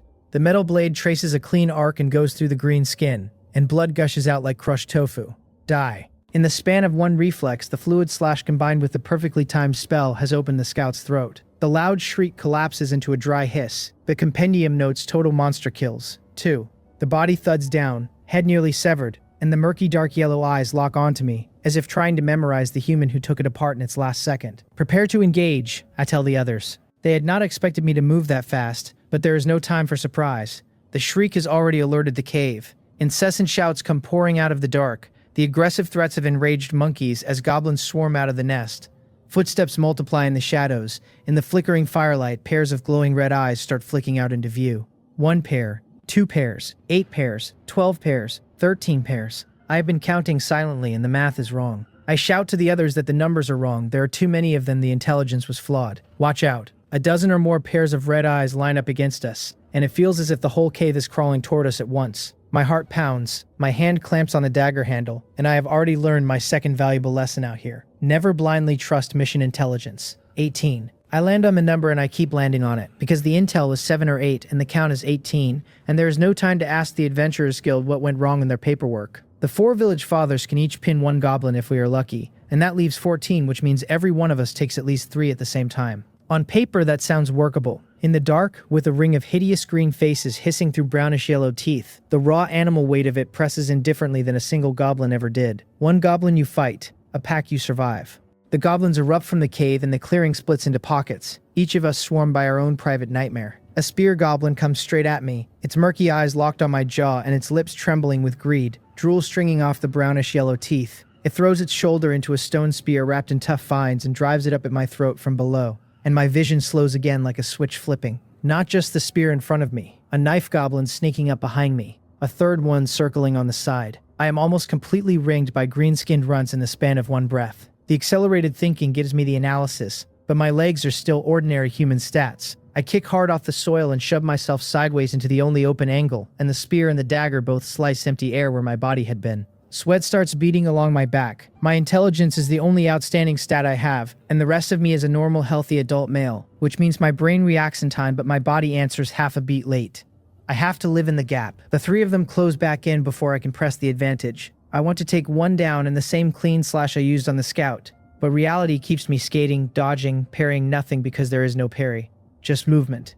Goblins are small. People forget that they are also muscular, agile, and they pack more strength than the size suggests. I will not say it out loud, but the head-on threat of these 3 is on a different planet from the one I ambushed at the cave mouth. Somewhere to my left, a man screams. I glance over while my feet keep moving. The first casualty of the night is one of the village fathers, kneeling in the dirt with a long spear punched clean through his gut, blood sheeting out of him into a pool that grows while I watch. A goblin pounces and starts working the wound with a knife, like a hyena nuzzling open ribs. Its face wears the kind of indescribable joyful smile a torturer wears when nobody is looking. The torch in the father's hand has fallen into his own blood, and it is still burning, throwing the demon shadows of long-eared bodies up across the trees, and the whole scene is too much like a slaughter ritual to register as anything else. My mouth goes dry, my eyelids twitch. I have never had the shadow of death lean over me this close, and the demon silhouettes make my scalp crawl. I cannot afford to be afraid right now, or I will be the next one on the ground. I grit my teeth and the flustered noise in my head drops out, replaced by a strange cold quiet. The bloody scene that hit my soul has hammered me into something steadier. Or, more honestly, the threat of dying right here has forced the coward in me to one side and left the part of me that wants to live in charge. A clean bowstring snaps somewhere behind the trees. A black arrow whistles past my ear and goes through the goblin pinning the dying father, pinning it in place where it stood. Haley, on precision, chest heaving, eyes blazing. The shot was not technically necessary for the fight, but I think she needed to take it for her own sake as much as anything. A second goblin uses her open beat to close on her with a short blade raised at her neck. I see it the way I have started seeing things in this slowed down state, all the relevant pieces in one glance, and I throw Mage Hand, The invisible hand condenses beside her and slams the goblin's wrist sideways, 10 pounds of unseen force shoving the slash off true. The blade clangs against the light armor over her back instead of her skin. The impact rattles up through her ribs, and the thread of blood traces down her lip from a bitten cheek. She staggers, the metallic taste filling her mouth, then catches herself, draws the dagger from her boot, and opens the staggered goblin from chest to stomach in one ferocious cut. Its intestines spill, and it goes down still trying to refuse what has happened to it. She looks across the clearing at me with the kind of look you only give the person who just kept you alive. She tells me thank you. I do not have breath to answer her properly. I nod. Whatever gene the green-skinned runts carry about mages, my using one in front of them has triggered it. More of them peel off the other engagements and come for me specifically. 6, maybe 7 at once. Haley pulls another arrow without being asked, and braces her bow with shaking arms. A second precision sings out, and a blood hole punches clean through the chest of a goblin already half turned toward me. It sways on its feet with more air leaving its lungs than coming in. I cover the distance while it is still standing, slip behind it, and take its head off cheap. 2 kills. The compendium ticks the running total in my mind. Total kills 3. I look at Haley. She looks at me. We do not need to talk about it. The battlefield is in pieces. Mia and Belle and the 3 remaining villagers, each in their own fight, and the only way any of us survive is if she and I clean up our quadrant first. I shout across to her not to keep burning skills. Every precision shot drains a chunk of her stamina, and we are nowhere near the end of this. Now that the panic is cleared, I can see my own advantage as well. As a human, even at Strength 5 and Constitution 5 and average physical stats across the board, I still outclass an individual goblin on raw stamina and explosive power. The reason a normal person dies to 2 goblins at once is not strength. It is the inability to track multiple angles of attack at the same time. And Intelligence 7 gives me exactly that. Faster thought, better routing, plus a mage hand I can put wherever I need it. I can dance. The mage hand goes out again as Haley's arrows keep coming. Her arrow takes a goblin in the upper arm and pins another through the side of the waist. I read the wounds, slide past a third goblin's swing, and arrive at the wounded one. It raises a crude wooden club at me as if a piece of cracked wood between us is going to fix anything. I move through it, behind, beheading slash. Its terrified shriek cuts out at the throat. Total kills 4. I do not pause. The other arrow-pricked goblin is 2 steps over, and I drive the dagger into the open wound at its waist, twist hard, and stir until something vital tears. Total kills 5. The dagger feels different in my hand. There is a faint white shimmer along the edge when the blade meets goblin skin, and on contact something surges out of me into the strike, an inexplicable extra weight behind every cut. That has to be what it is, I realize, even as a new light of text writes itself across my vision. The system tells me I have earned the title Goblin Hunter, and the title will upgrade as the kill count climbs. The current effect is called Nemesis, and against goblins and their evolved kin, my attacks deal an additional 10% damage. So that is what the white shimmer is. Of course it is. The fear that has been clawing at me washes out of my chest. I am soaked in blood from collar to knees, breath sawing in my throat, stamina ticking down faster than I would like, and somehow my eyes have gone more determined than they were 5 minutes ago. I look at the 4 goblins still circling me in my blue eyes, reflecting the firelight off the burning torch in the dirt. Must do something to their nerves, because they start trembling. Goblins are cruel when they are winning and cowardly when they are losing. That is in the compendium. The cruel half drove them out of the cave to swarm us. The cowardly half is finally remembering it exists, now that their friends are coming apart in the dirt around me at speed. Plus whatever invisible weight Nemesis is putting on them. They have started to feel it. Now, who is the hunter, and who is the prey? I grab a fallen goblin short blade off the dirt because, rusty and unmaintained as it is, it has more reach than my dagger. Haley's arrow takes another one through the lower leg, just enough to lock its foot in place. I push off the blood-dark soil and close the distance fast. The other 3 stand frozen where they are. The blade comes down diagonal. The edge bites and accelerates the moment it touches skin, which is Nemesis again, and the goblin loses its neck in one shoulder and an arm in one cut. Blood spatters across my face. Total kills 6. A muffled grunt comes out of me and the blade keeps moving. The next goblin meets my swing with its wooden club, but I pour everything into the strike and the club spins out of its hand. I take a breath, plant my hips, and cut it in half at the waist. Total kills 7. In the corner of my eye, Haley has climbed up onto a tree branch and is staring down at me with her mouth slightly open. What is up with this guy? The look on her face is the look people give a thing they did not realize was on the menu. I am running hot. My brain is throbbing, my thighs and arms are shaking from too many bursts in a row, but my body and my consciousness are flying. I swallow blood-flavored spit and turn on the last 2 goblins. Their courage is gone. Their hands shake on their weapons. Mage hand. The invisible hand snaps down out of the air. 10 pounds of unseen force ripping the weapon out of one goblin's grip, then immediately ripping the other ones loose too. They are disarmed in less time than it takes to describe it, standing naked in front of me without their last shred of resistance. I am not wasting an opening like that. I close the gap, 2 hands on the rusty short blade, hips into the cut, and slice both of them in half at the waist as they try to turn and run. Clean and even. Total kills 8. 1 goblin breaks for the trees. I grind my heel through a slick of foul intestines on the dirt and lunge after it. 3 hard strides, and the blade sinks into a soft tofu-like abdomen. I twist my wrist hard enough to shred organs through their connections, and the goblin lets one last unwilling shriek out into the woods before going down. I pull the blade free and my legs give out. I drop to one knee, hand braced on the dirt, lungs roaring. The bursts have drained more stamina than I budgeted for, and now that the immediate danger is past, the body has filed the bill. Total kills 9. My cloth armor is shredded across the chest. I have a dozen small cuts from blades I did not realize had touched me. I can hear my own breathing over the woods. My calves and arms will not stop shaking. I tell myself, in something close to a complaint, that this stings. Then I let it go, because the moment I have to spare for being tired is the moment I will lose somebody. Honestly, I performed above my level. After the scout I killed cleanly at the start, I took down 7 goblins in a row, which is not what the math says a freshly awakened cantrip mage should be able to do. Haley's arrows did half the work, repositioning goblins, wounding them, opening the windows my dagger walked through. Without her flank pressure, the scales would have tipped the other way fast. But the rest is on me, on the will to keep cutting after the body started begging me to sit down. The goblins lost the will to fight first. I kept fighting, even with stamina overdrawn, which is the only thing that decided life and death tonight. Up in the tree, Haley lowers her bow at last. Her arms hang heavy sore from the rapid draws, clearly already strained. A young man's scream rips across the clearing. Belle. There are 9 goblins still on the other side. Mia and Belle and the 3 remaining villagers are still in it, and Belle just made a sound I did not want to hear out of him. Belle is on the ground. His right Achilles is a torn mess, a hole gouged out of it down to bone, and he is wailing through clenched teeth and swinging his longsword in wide, useless arcs from where he has fallen. 4 goblin corpses already lie around him, but the swing is not killing anything anymore. He has lost composure to the pain and is spending the strength he has left on air. Mia is panting near him, dual blades out, trying to push past to reach him before 2 goblins finish him off. What is standing in her way stops me on the path of my next breath. It is a hobgoblin,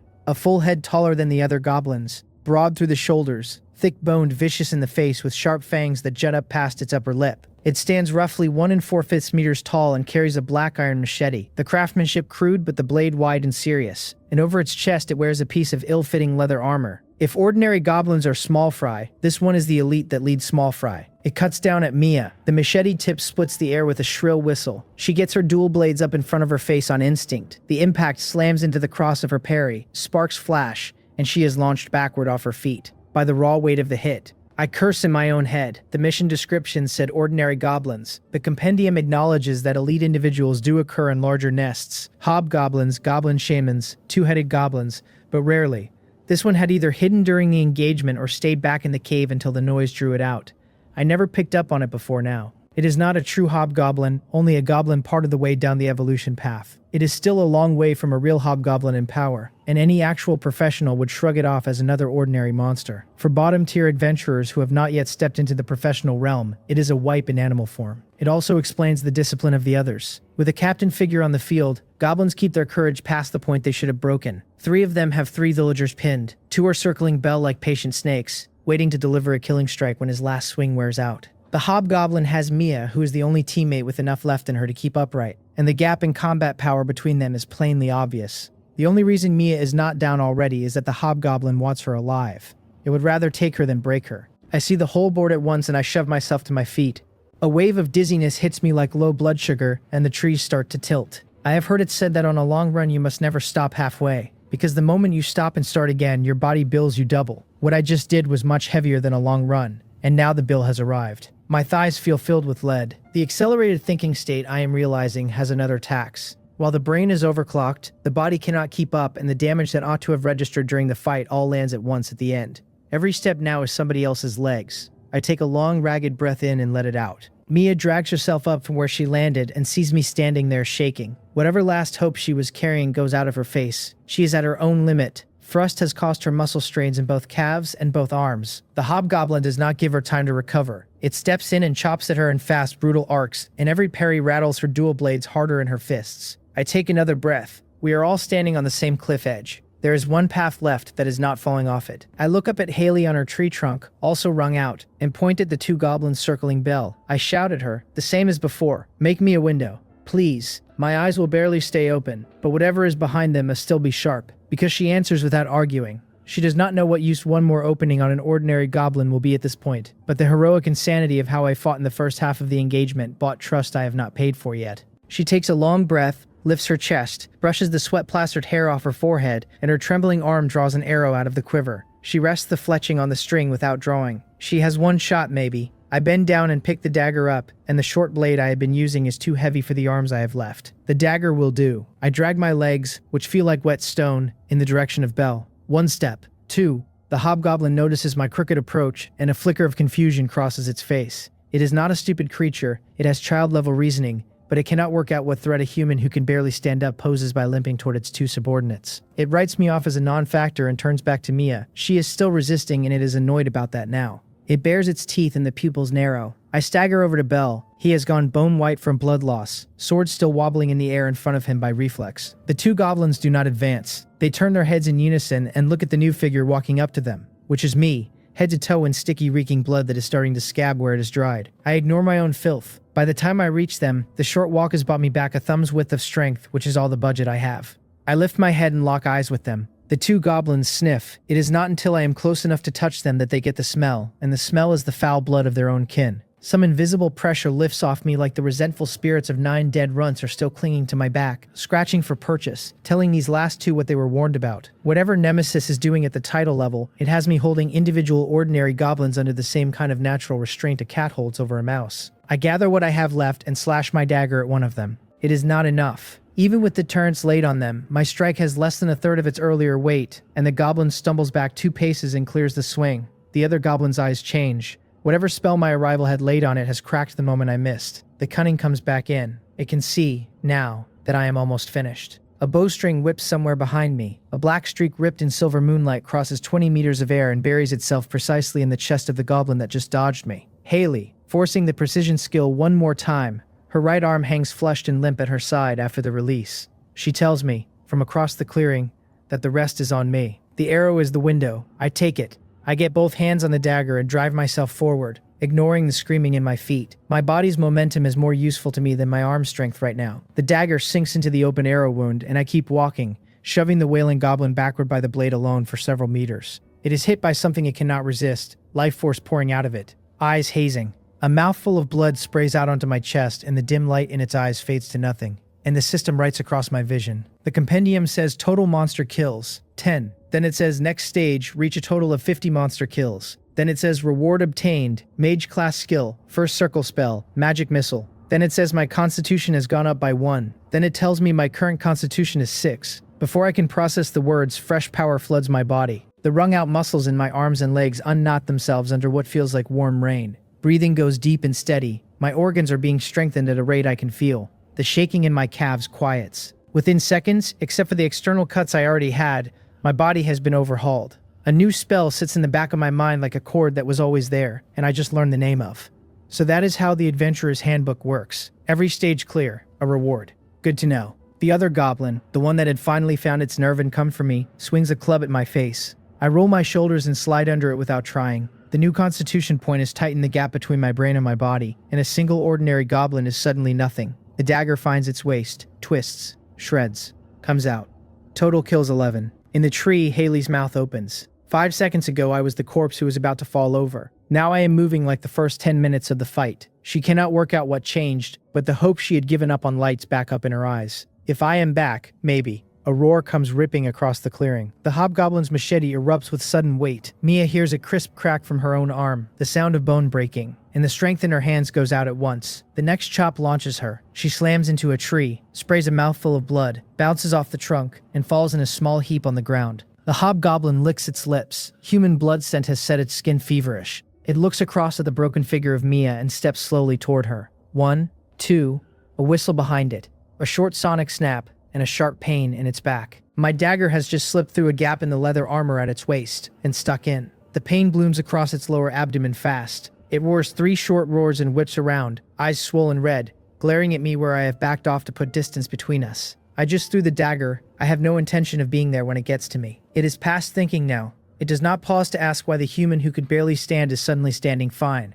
It only wants to rip me apart, pull the intestines out, gouge out the heart, eat the flesh until nothing is left, so that the pain currently racking it has somebody to pay it back. Its muscles bulge across its frame. The skin tone deepens to a feverish crimson. Knotted muscle bunches under thickening hide, and its rage ignites a primal layer beneath the hobgoblin form. It has become a bloodlust-soaked beast, larger than it was a breath ago. I, on the other hand, have gone very calm. A whole night of fighting has hammered every part of my mind into one piece in this single moment. Other people call this state flow. I do not have the energy to call it anything. The hobgoblin stomps and the ground answers. Its muscles detonate and it comes at me like a tank, splitting the wind in front of it. On the edges of the clearing, Haley holds her breath. Mia and Belle, both pinned to the dirt, raise their chins enough to watch. Whether I can do it or not is the question on every face I can see. I cannot hear them. There is only the thing in front of me. One hand laid flat across my chest, the will behind my eyes hardening to the point it almost has a shape. Intelligence 7 is not a few percent over 5. It is potentially 2 or 3 times the ceiling. I have not been tapping it. A handful of days of cantrip practice was never going to draw the bottom of it up to the surface. Until right now, with that terrifying thing crossing the dirt at me, the spirit pulled tight in my chest finally cracks the invisible barrier between me and that depth. The pure spiritual force surges out across my brain. My hair lifts in a wind that is not there. The first circle spell magic missile, just imprinted on the foundation of my will, wakes at the same time. The secret of a cast is focus. With my spirit pulled to the limit, the entire world simplifies. The hobgoblin is closer, 5 meters. Drool flicks from its fangs as it runs. A blue light begins to glow in my palm. It is faint at first, then expands, brightening fast, swallowing the dark of the forest with its own light. By the time the orb has formed in my hand, it is heavy enough that I feel its weight against my wrist, and the hobgoblin is 1 second from reaching me. 1 second is forever. I throw the orb. It elongates into an elliptical beam of light and lances through the air. It hits the hobgoblin square in the abdomen, and the impact is the impact of a train. The body flies backward without a chance to resist, blue halo expanding inside it from the wound out. The halo tearing through skin and flesh and bone in the same instant. The body looks fragile under the surge of magical power, like wet paper laid on the rim of a pot. The blue energy punches all the way through and detonates as it strikes the ground beyond. The forest lights up and blue fire shot through with red flesh, blooming in the dark like fireworks. The beam dies. A fist-sized hole sits where the hobgoblin's stomach used to be. Its body slams into the soil with its machete still clenched in one hand, dust rolling up off the impact, and it does not move again. I have not moved either. I am locked in the throwing stance, arm out where it was when I released. My gaze shifts to the last 3 goblins. They were busy with the village fathers. The energy surge pulled their eyes. They watched their captain go down in a single spell, and now they realize the human looking at them is the one who did it. Their bodies start to tremble like beans on a sieve. Ordinary goblins have low intelligence, but enough of it to know they are looking at the thing that kills them. Without any hesitation, they drop their weapons, abandon their kin reduced to severed limbs around them, and run. They throw their armor as they go. Goblins are, in the end, exactly what they are. It is over. I look around the clearing as it goes quiet and let my breath out. I have no intention of chasing the 3 runners. Goblins separated from a nest die fast in the wild, unless they find another nest willing to take them. And these 3 are not going to find one tonight. More importantly, my mana is gone. Mage Hand is cheap, the cantrip costs almost nothing, and even with stamina overdrawn earlier, I had a respectable mana pool going into Magic Missile. The first circle spell drank all of it on 1 cast. The empty mana burden is its own pain. My head throbs. My spirit overextended itself, winding up the strike. And the only reason I am still standing where I am, not moving, is that I have nothing left to move with. Looking cool was not part of the plan. Fortunately, the lingering aura from the spell was enough to scare the runners off on sight. Because in the state every one of us is in right now, 3 more goblins would have been a problem. One of the village fathers calls out to me. "Lord Adventurer, are you all right?" The 3 remaining village men have taken some injuries but are still on their feet. Ordinary goblins have no real edge over a healthy human in a fair fight. But tonight was never fair, and the dark gave them every advantage the day would have stripped. Seeing me locked in place staring at the trees, they come up cautiously.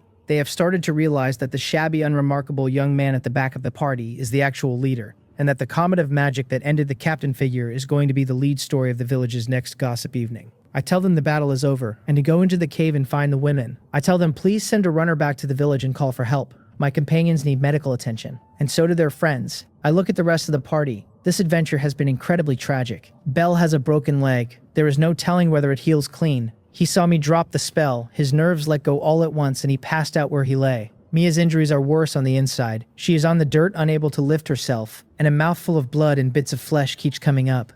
Both of them are in real trouble even after winning. Haley and I are in much better shape comparatively, and neither of us can walk far either. The village father who was hit first has not moved in a long time, and I know he is gone. The torches come back from the village not long after. A rooster crows at the appointed hour in White Birch Village. After an unsettled night, the village is wrapped in a quiet, exhausted sorrow. The good news is that Jenny and Aisha were found in the cave alive. Tattered, filthy from the cave, bruised across the body from rough handling, but alive. I have enough social sense not to ask anything else about what was done to them in there. The bad news is that one village man did not come back. He was Aisha's brother. At first, the villagers waiting in the square felt some resentment when they heard about the death, especially since it was one of their own and an adventurer party had been hired specifically to prevent that outcome. The resentment did not survive the trip out to the cave. The ground at the mouth was stained dark red. The reek of raw blood and the stench of cut bowels hung over the clearing like a low cloud. Severed green arms and hands and thighs lay where they fell, and pieces I will not name in front of a hot meal lay across them. Villagers with weak stomachs collapsed and started vomiting. Belle and Mia's wounds, and the 3 survivors' accounts of the size of the fight, scrubbed any complaint out of the village. The party turned into the heroes of White Birch Village over the course of one morning. The 4 of us were put up in the best stone house in the settlement. There is no proper doctor. An apprentice herbalist sat by Belle and Mia all night, doing the basic bandaging and not much more, and the only thing keeping the 2 of them from sliding off the edge is a small red pill Haley produced from her own pouch. The pill, she told me, briefly activates the life force in the body to hold a wound stable. The catch is that it cannot be taken more than once in a short span without doing real damage. Belle and Mia are stabilized for now, not safe. They need real medicine. The sun comes up, the mist burns off. I am at the road sign at the edge of the village, seeing Haley off. Inside the village's only cart, Belle and Mia lie on padding, Haley moving back and forth with fever-cool cloths for their foreheads. Haley is not taking them back to Grey Rock Town. Grey Rock Town is large for the frontier, but its medical services are nothing next to a real city. And Barry, the trio's home, is the closest forest city in the other direction. Back home, they get proper treatment. The driver up front calls back that it is almost time to go. I ask Haley whether she wants me to come along. She tells me not to worry, that once they reach the main road to Barry, traffic picks up and the road is safe. Her face is fully drained of the cheerfulness from 2 days ago, and she has to push her smile a little to get it onto her mouth. She tells me, anyway, that I still have the quest closeout to handle here, and she is leaving the rest of it in my hands. She blinks at me with that pause people put in when they want to ask a question and are saving it for later. Her opinion of me has rearranged itself. When she first met me, she had me sized up as a poor low-level adventurer she did not really want on her team. After our afternoon of acclimatization, she had revised that to a low-level provisional mage who happened to learn one spell but did not have the family backing to take it anywhere. After last night, she does not know what to call me. With as little experience as she has, she can tell I do not fit the category she has. She tells me, if I ever come to Barry, to find her at the Golden Beak Merchant Guild on the west side of the city, and Belle and Mia, and she will host me properly and feed me well. I tell her if I have the chance, I will. In honesty, in the near future, I am going to be working out of Grey Rock Town. She has no need to know that yet. She tells me she is leaving, and that the next time we meet, I will probably already be somebody very formidable. She waves. The cart starts. I watch the chestnut hair vanish at the end of the dirt road. Less than 3 days. The team formed and the team broke. Whether we ever see each other again is anyone's guess. This world is not the one I came out of. Without phones or the internet, friendships at the bottom rung are thin, and parting often is permanent. The morning breeze brushes my hair, and I turn back toward the village. I did not have a deep friendship with any of the 3. I think any of them would have been worth knowing if we had time, and we did not. I cannot help feeling a small ache about it. I decide to stay in the village a day longer. The villagers welcome it as if it were a holiday. Ordinary commoners in this world hold a quiet reverence for mages. The methods of other professions are visible. You can see a sword cut, but the flow of magic is invisible, and people fear what they cannot see. Magic is mysterious enough to be awe-shaped from the outside. I did not stay to bask in the admiring looks. I stayed partly to let my body finish recovering, and partly to clean up the field. The job submission items are goblin left ears. I need to cut those, get the village chief's stamp on the commission document, and gather the loose weapons from the battlefield. I go back alone to the clearing in front of the cave. The blood has dried, and after a night of fermentation, the stench is several times worse than it was last night. I work through the stink, swallowing nausea, and pick the open ground for value. Stone and wooden weapons are not worth carrying. Iron is worth carrying even when it is half destroyed. 2 short knives, 4 daggers, and the long machete that the hobgoblin had been swinging. The machete is the centerpiece. Its leather armor is too shredded to be worth anything, which is a real pity, because intact it would have paid well. Around the hobgoblin's neck is a rough green stone the size of a peanut, hanging on a leather cord. A faint green light pulses inside it, and when I close my hand around it, I feel a comfortable steady current. I do not know what it is yet, but you do not need a guide to know a treasure. The Captain Goblin's abnormal size might have something to do with this stone. I tidy the outside spoils into a sack and turn toward the cave entrance. I light a torch and go in. The interior is night dark even by day. Green moss is slimed across the walls and the air is sour with old urine and feces. Apparently, these green-skinned things do not have any habit of keeping their living space sanitary. A rat scurries over my boot. The murky air is presumably full of every bacterium and virus this region grows. If it were not for the loot, I would never set foot in here voluntarily. I step over a puddle that I am not going to describe and reach the enlarged chamber at the back of the tunnel. Animal bones, large and small, are piled in heaps with flies and rats and maggots working through them. A stone pot sits in the center over a dead firewood pile, the contents inside a viscous, turbid mixture of solid and liquid that I am pretending not to look closely at. The tribe was holding a dinner party last night, probably to celebrate the capture of the 2 village women. The celebration became its funeral. On the back wall, hung up like a trophy, is a goblin corpse. Physically slightly bigger than the average runt, but nowhere near the hobgoblin's size. It has been dead a few days, judging by the maggot count. I lift the torch and look at it. According to the compendium, while goblins are evil, they do not normally cannibalize their own kin, especially once a strong individual has taken leadership of a band. Conflicts between separate bands, on the other hand, do happen. I work it out by stages and then slap my own forehead, because the answer was obvious. The intel was wrong because the hobgoblin was an outsider. It came in, killed the original captain of the 7 or 8 goblins the village had been tracking, swallowed the band in the territory, and went from 7 or 8 to 20 in one stroke. That is why the harassments around the village had been minor for months, and then escalated in one night. The fresh, larger band was hungry, and the captain wanted to make a statement. I grit my teeth and let a long breath out. Bad luck of a specific shape. If the hobgoblin had not arrived, 8 ordinary goblins would not have been a problem for the team we built. The night would have closed clean. I can only hope Belle and Mia get there in time. I shake my head. If my reading is right, this is not really the Adventurers Guild's fault. The lesson stands anyway. Outside of intel I have collected myself, I am going to take other people's quest intel with care from now on. I make up my mind on that and start back for the village with a fuller pack than I went out with. Not yet sure what any of it sells for. I rest the night. In the morning, I am on the road back to Grey Rock Town. This trip back, I am planning to convert the spoils to coin, and to outfit myself properly with whatever the resale gets me. As a mage, I do not own a magic wand, which is genuinely embarrassing. I also want to find out how professionals differ from awakened apprentices, and how a person actually crosses that gap. Grey Rock Town. The familiar grey stone walls do something to me without my asking them to. Maybe this is the point of a town. After enough nights in the wilderness, after enough days of wind and weather and ridgelines, you walk through a gate that has fed and slept you before, and the sudden surge inside is hard to put words on. I shoulder my packs and pass the gate guards, fall in with the foot traffic on the main street, catch a couple of curious looks from kids on the road, and feel like a lifetime has gone by since I left. Somewhere along the way, I crossed the line into being one of the dangerous individuals the original kid's memories warned him not to provoke. I shake my head and laugh under my breath. What kind of person? A pack of goblins and one goblin with shoulders pushed me to the edge of my own life. I am still very far from powerful. Submitting the quest is the first thing. I am gritty and stinking, and would love a wash, but the rule of my own life is that I close out a thing before I rest. Otherwise, the half-finished thing sits at the back of my head until the rest is no rest at all. I head down the central avenue to the square. The Adventurers Guild banner is still on its pole, sword and shield and staff snapping in the morning wind. Inside, the hall is busier than my last visit. Lines have formed at every service counter. I pick the shortest line and wait. After a while, the line works to me, and the receptionist is Petra by coincidence. She greets me again as Receptionist Petra, employee number E, 21051.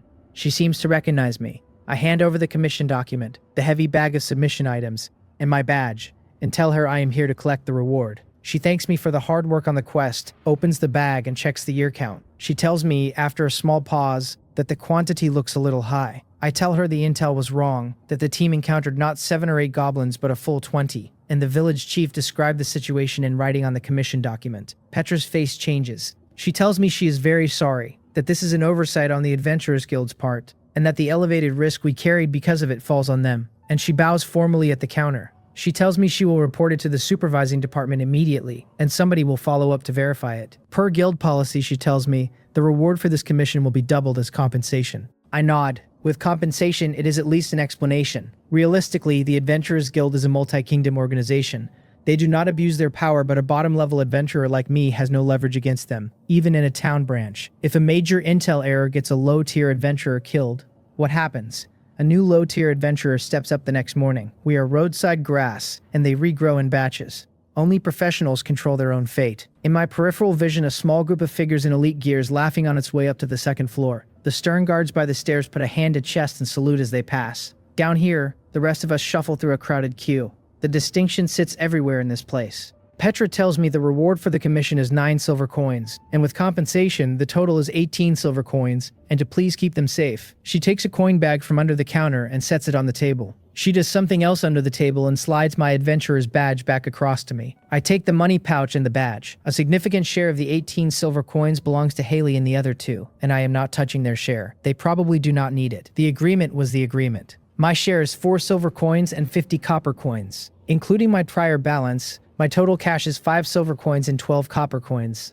The other spoils I am keeping outright, since I did the heavy work in the fight and I am at the starting stretch of my adventurer career. And Haley had agreed before the job. Petra tells me the quest information has been registered to my adventurer's badge. I ask what registration is for. She tells me it tracks toward access tiers, that completing 10 normal level quests opens permission to accept beginner level quests, and that 3 completed beginner level commissions qualifies an application for bronze level. Bronze level adventurers get more guild benefits and additional purchase permissions. She adds, however, that beginner level commissions usually involve enemies only professionals can fight, and that even with the experience of 10 normal jobs under my belt, she would not recommend taking one until I am genuinely ready. I ask her what level I am at currently. She tells me I am unranked. Above bronze level, there is iron level, silver level, gold level, and at the top, platinum title adventurers. She tells me platinum title adventurers are powerful enough that only 5 have ever been born in our entire kingdom of Karl, and they sit at the pinnacle of billions of adventurers, title holders standing above the rankings. I nod. The adventurer ranking system is straightforward enough to memorize. What surprises me is the platinum count. 5 ever in a whole kingdom, which means even fewer alive at this moment. I try one more question. I ask Petra how a person becomes a professional. She tells me she apologizes. She cannot answer that she is just an ordinary Adventurers Guild receptionist. Under my look, she shakes her head with a small, helpless smile and confirms she is not the right person. I thank her and step away from the counter. The spiky-haired older man in the next slot was about to start shoving me out of the way anyway. I walk toward the doors with Petra's answer still sitting on top of my mind. I do not think she does not know. She works at the Adventurers Guild front counter every day. She picks up adjacent knowledge whether she wants to or not. She either did not want to tell me, or the rules say not to discuss it openly, or she decided the long line behind us was not the venue for that conversation. I am not annoyed about it. It was a casual try. I have other places to dig. Out of the Adventurers Guild and across the square. A blackened stone building sits in the corner with a sign that reads, Black Anvil Workshop. The air around it is several degrees warmer before I get close. It is not the most conspicuous shop in the plaza, but it is the best blacksmith in Grey Rock Town. The rest of the workshop's a step or two below. I know that because I worked here for a stretch as an odd job hand when I first arrived in town, and I saw adventurers who looked seriously dangerous come in to buy gear from time to time. Most of the Black Anvil Workshop's customers are still low-level adventurers. Besides elite weapons and armor, the shop puts out a steady volume of affordable goods made by the apprentices, and resells second-hand gear it has bought back. The affordable stuff is not pretty, but it is honest, more than enough for ordinary adventurers. When I was first kidding myself out a few days ago, I considered coming here and then thought about my wallet and went elsewhere. Today my wallet is heavier. I walk in. The Black Anvil Workshop is split front and back, the storefront full of standard-issue racked goods, the forging yard in the back loud with the clang of hammer on anvil. A male apprentice greets me, plain face, freckles across the cheeks. I happen to remember him. We were nodding acquaintances back then. I greet him by name first. Marin, long time no see. Marin looks up, scans me from head to foot, narrows his eyes, and then he catches my emerald green eyes and shouts a string of recognition syllables, having recognized my face without remembering my name. Embarrassment crosses his expression. I supply it, Gauss, and I tell him I still remember his name, which is Marin. He laughs and reaches over to clap my shoulder, telling me he sees a lot of customers and forgetting names is not strange, and then asks me why I am dressed like this and if I have stopped being a hunter. He has seen enough adventurers come and go to read the dusty, travel-worn look of one off me even through the cheap gear. I tell him yes, that I registered as an adventurer not long ago. His face falls. He tells me he is envious, that his family will not let him do the same. In my old memories, there are scenes of Marin complaining about his parents to me. Unlike me, the outsider drifting through. He is a native of Grey Rock Town, and his parents paid real money to apprentice him at the Black Anvil Workshop, with the idea that he would come out a working blacksmith. In this world, a blacksmith is a secure profession for life. In a lot of people's view, blacksmithing is more respectable than running a low-level adventurer's job and carrying your head on your shoulder. Marin, of course, sees it differently. He is restless. He has the young man's vision of sword and magic adventures, golden wheat fields and roads under sun, laughing with companions, killing monsters, taking commissions, drinking and eating well in taverns of villages and towns. That is the picture in his head. The picture is not wrong.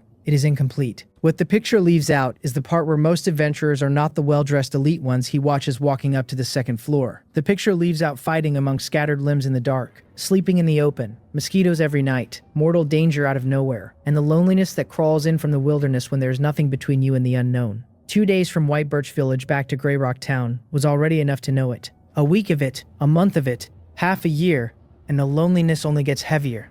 Maybe this is why most adventurers form teams.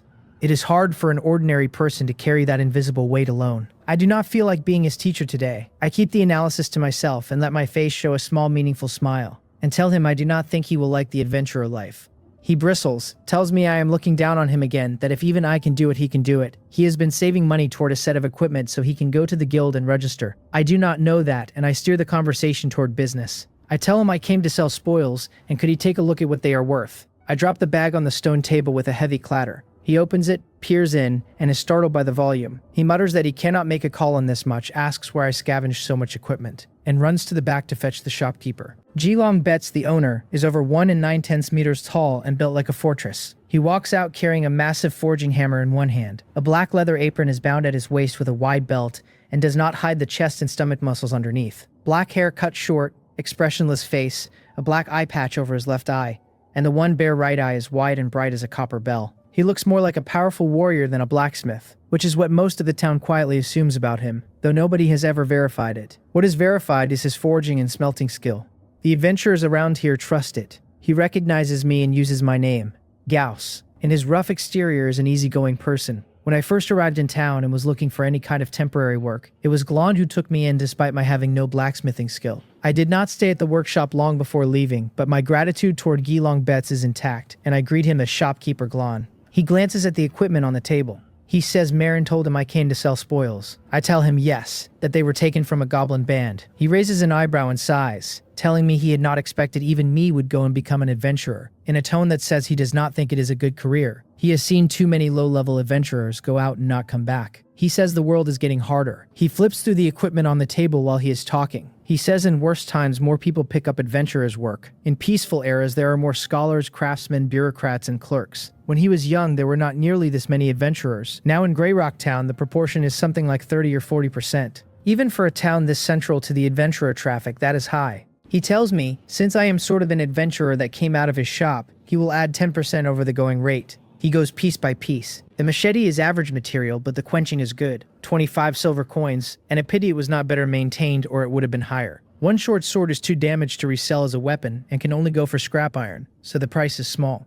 He works through the pile and gives me a total of 36 silver coins. I think it over and nod. I know roughly what secondhand gear goes for around here, and once you factor in the cost to process and resell, this is a fair number. The machete I had no plan to keep anyway. My strength is average and a few swings tired me out, and it does not suit me. Then I take the green stone out of my pocket and hold it up, and ask shopkeeper Glon if he knows what it is. His eyebrow lifts. He pauses. Then a hint of surprise crosses his face, and I know I asked the right person. He tells me it is a life magic stone. He tells me he is not sure about the specific quality, that he is a blacksmith and not a gem expert, but that on the market it could probably sell for over 2 gold coins. 2 gold coins. Marin, who has been hovering behind us pretending not to listen, makes the face of a person who is not sure he heard correctly. 2 gold coins is 200 silver coins, which is 20,000 copper coins. For ordinary people it is a small fortune. My entire money pouch right now holds 5 silver coins and 12 copper coins. The previous dream the original kid had of owning a small house in Grey Rock Town would be a settled matter, with money left over for furnishings. To put it in terms of work, a common low-level laborer who can actually find work earns about 10 copper coins for a full day. Even a single man, after food and lodging, struggles to save 5 copper coins a day, and that does not account for clothes or medicine. Even with steady work and a full month of labor, the savings come out to maybe 150 copper coins. 2 gold coins translates to 11 straight years of full work without a day off.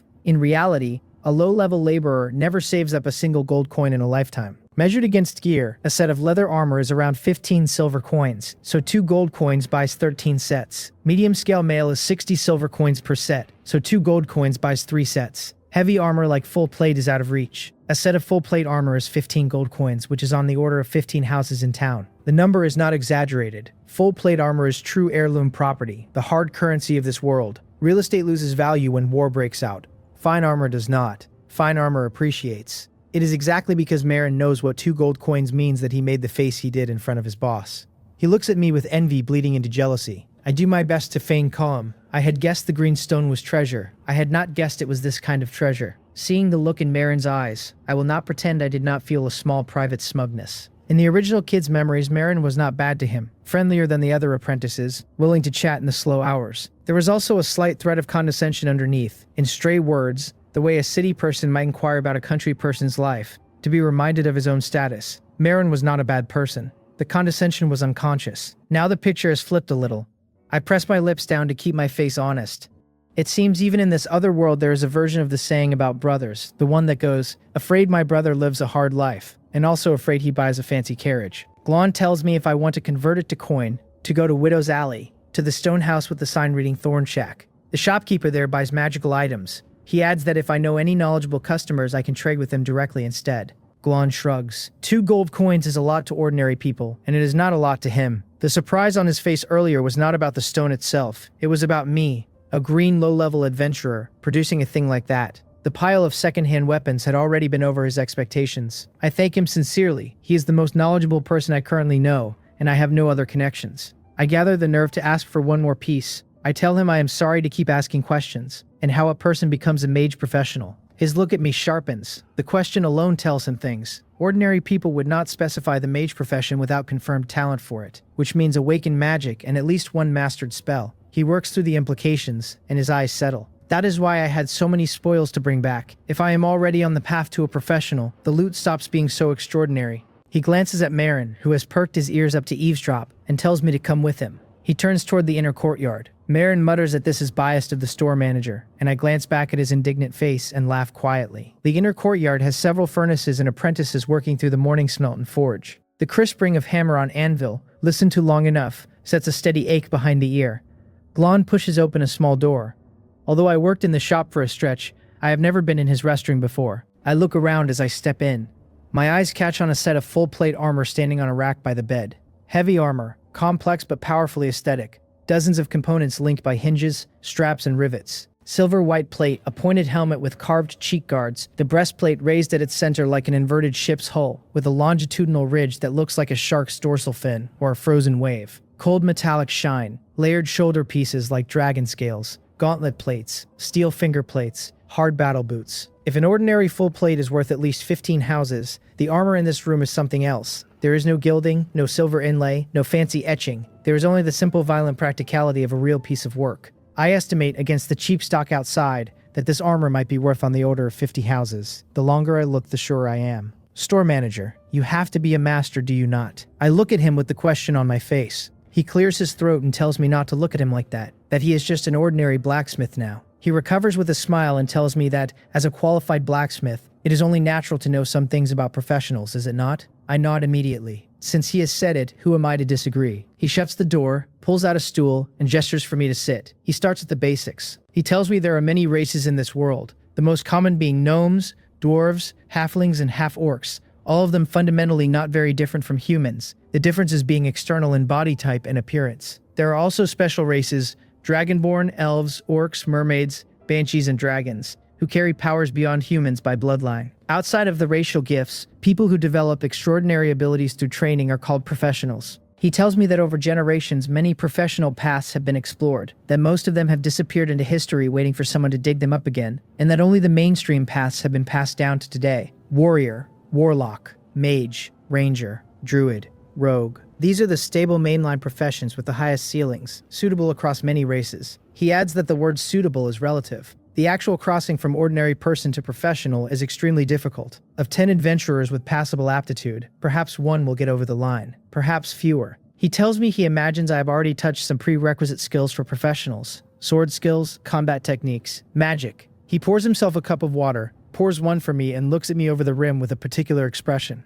I nod. There is no point in hiding it. He is teaching me for free, and being secretive would be rude. I tell him I have mastered the cantrip Mage Hand and a first circle spell, Magic Missile. He chokes on the water. He coughs into his hand, gets himself under control, and his expression toward me turns complicated. He tells me my talent is even better than he had guessed, and asks if I awoke the spell suddenly after my magic awakened. I nod. Though it was a reward from the Adventurer's Handbook, it was indeed sudden. He looks like he has confirmed a guess. He tells me my luck and talent are very good, and that perhaps I do not understand where my magic actually came from. I understand, but I do not interrupt him. He tells me some say the flash of insight is a divine gift, while others say the world is full of latent combat techniques and magical inheritances waiting to be touched, and most people never meet one in their lives. Occasionally, a lucky person finds the inheritance and the gift falls into their hands. Outside of those flashes, most others who want skills like combat techniques and spells have to acquire them through books or instruction from another professional, and only after long practice do they have a chance to master them. He could guess I came to my spells by enlightenment rather than schooling, because the original kid had none of the resources schooling requires. I asked the obvious question. So, mastering a combat technique or a spell makes a person a professional. He shakes his head. Not at all. That is just the first step, the most basic threshold. People at this stage are called professional apprentices. To become a full professional, he tells me, the chosen skill must be practiced to a level of extreme proficiency. There is no quantifiable measure for the threshold. It is judged by personal feeling.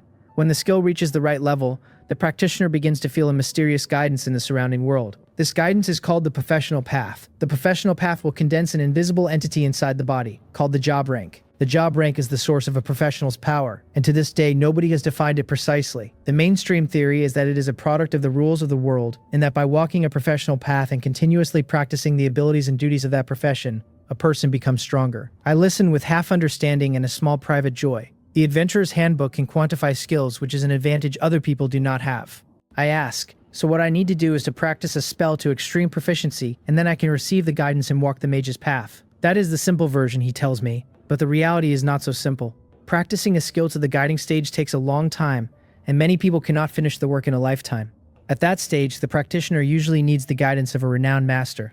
Even after reaching the guiding stage, there are further difficulties. The professional path will subtly transform the pre-professional's body. Some people cannot adapt to the transformation, and they may need potions, reagents, transfer rituals, and special treasures to help. The methods of assisted promotion vary by profession and by person, until the job rank is fully condensed and the practitioner is officially a first-tier professional. The whole road, in a normal case, takes from 1 or 2 years to several decades. I sit through the rest of his explanation, absorbing as much as my memory will hold. Then I stand and bow deeply.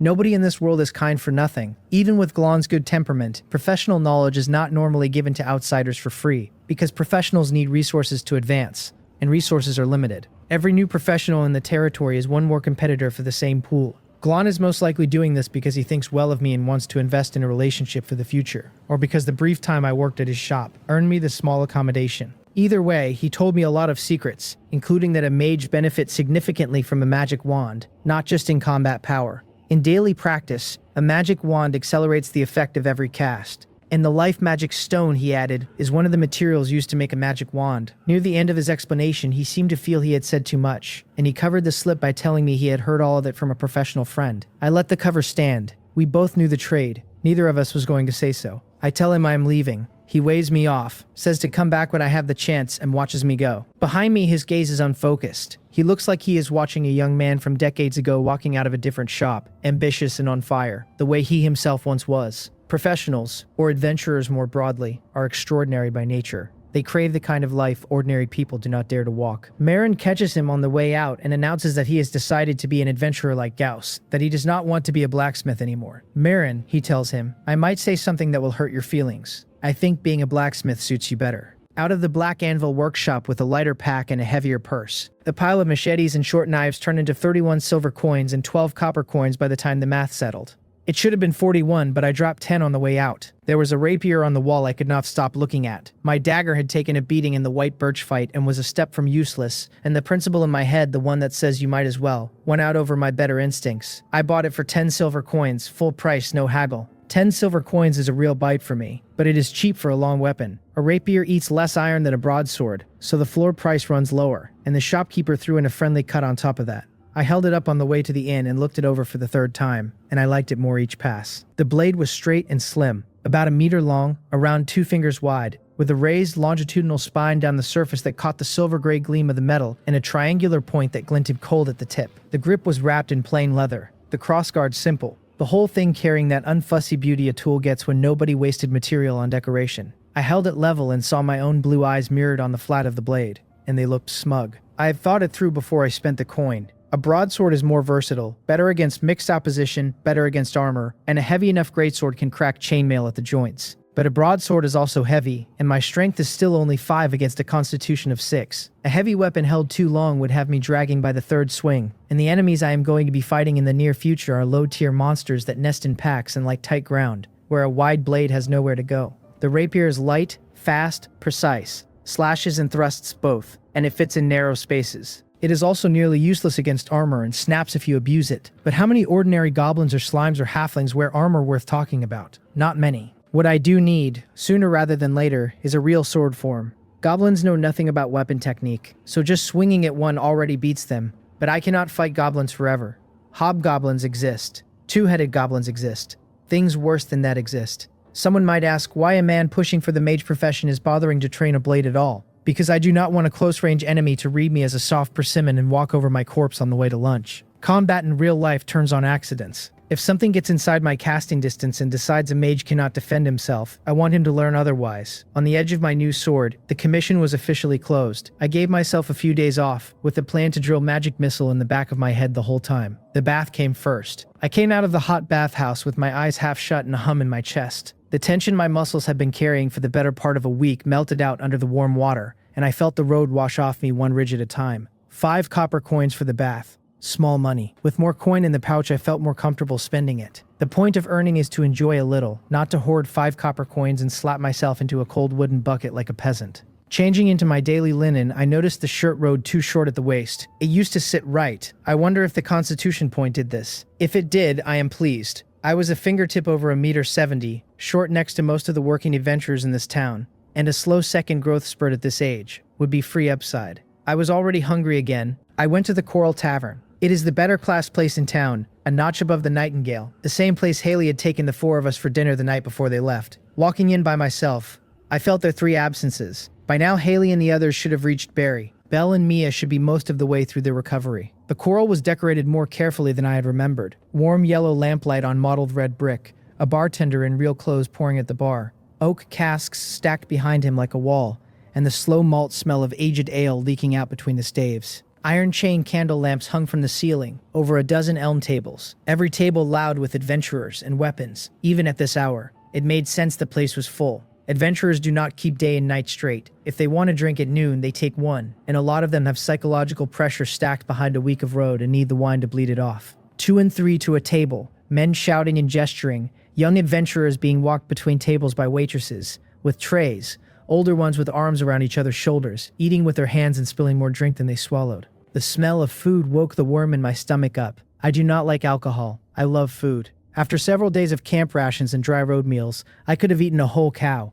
I found an open table, set my pack and the sword beside me, and a waitress brought a menu.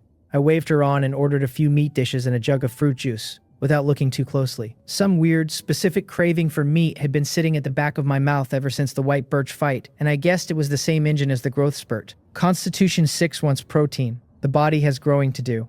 While I waited, I pulled up the Adventurer's Handbook in my head and looked at the panel. My strength is 5 for physical force, and explosive output agility 5 for flex and coordination, Constitution 6 for stamina and recovery and the engine in my chest, intelligence 7 for memory and thinking and mental power, perception 5 for senses and intuition, charm 5 for posture and presence.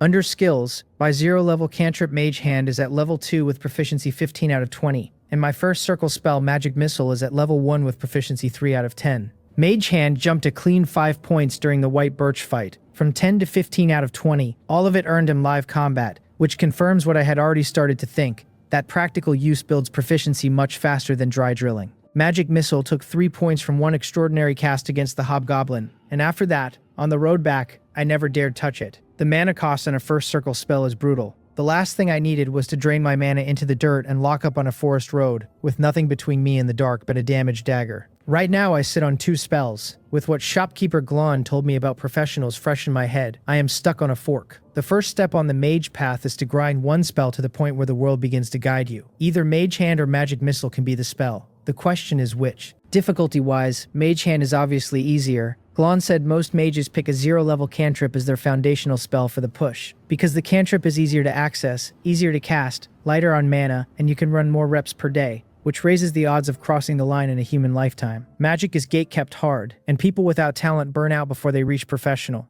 Mage classes get more team slots in adventurer parties for exactly this reason. Scarcity is a kind of currency. The The upside of choosing the harder first circle spell is that the spell you grind into your foundation hardens into your core skill the moment your class rank condenses. Mages can learn other spells after they class, all the way up the circles given talent and time, but the core skill keeps growing alongside the rank, costs less mana, comes out smoother, and shapes the innate talent the class awakens. An archer who takes ranger may awaken precision, eagle eye, or divine power. A mage who pushes a pure attack spell into the foundation tends to awaken something heavy. Between 0-level Mage Hand and First Circle Magic Missile, the core skill answer is Magic Missile. Mage Hand is an auxiliary cantrip, and even among cantrips it carries no real combat weight. Magic Missile is at the other extreme, a pure offensive spell whose destructive power is on the high end even within the first circle. If I push Magic Missile into the foundation, the spell coming out of my hand the day I class will be far above a normal mage's, and the talent that lands on me is likely to be ugly in the right direction. I swallowed. I chose Magic Missile.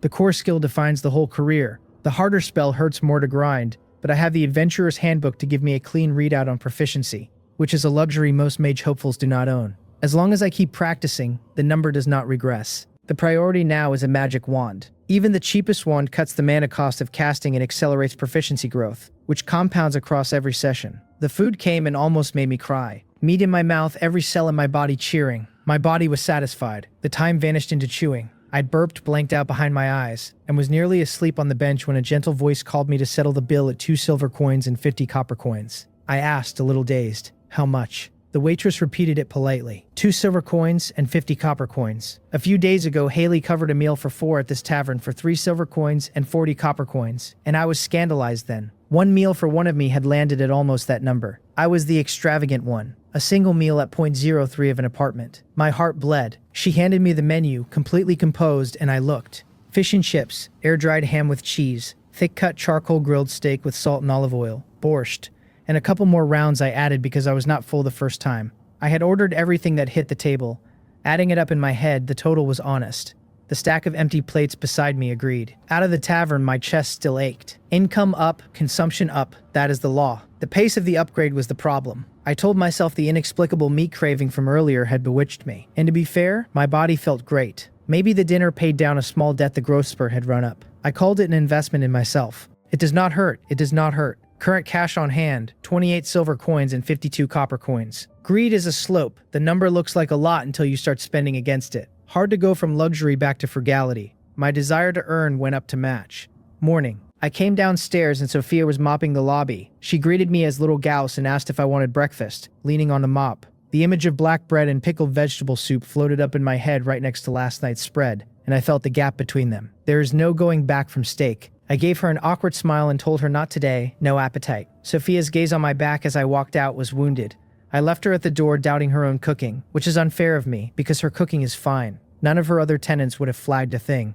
She is going to fret about it for a week. The morning bell rang and Grey Rock Town woke up. Street stalls lined the road. I spent 4 copper coins on 2 meat pies and told Sophia in my head that I was sorry, but I was a carnivore now. Black bread and vegetable soup were not going to feed the body the Constitution Point had built. The pies were better than they had any right to be. I am not going to admit out loud that the comparison with the black bread made them taste twice as good. The plan for the morning was magic missile drilling. Mage Hand had to go on the shelf and have its usage cut hard. The thing I feared most now was triggering the professional path guidance with the wrong spell. Having a 0-circle cantrip block into my foundation, and spending the rest of my life regretting it. Mage Hand was already at 15 out of 20 at level 2, and I do not know whether level 3, level 4, or some later level is the trigger. After breakfast, I walked out the town gate. There is no room in town to throw blue light at the ground. The plains outside are big enough that the adventurers who train there do not crowd each other. I walked until the next nearest figure was a dot, dropped into an empty patch of grass, and started. I closed my eyes and tried to find the feeling again. Several days had passed since I last cast Magic Missile,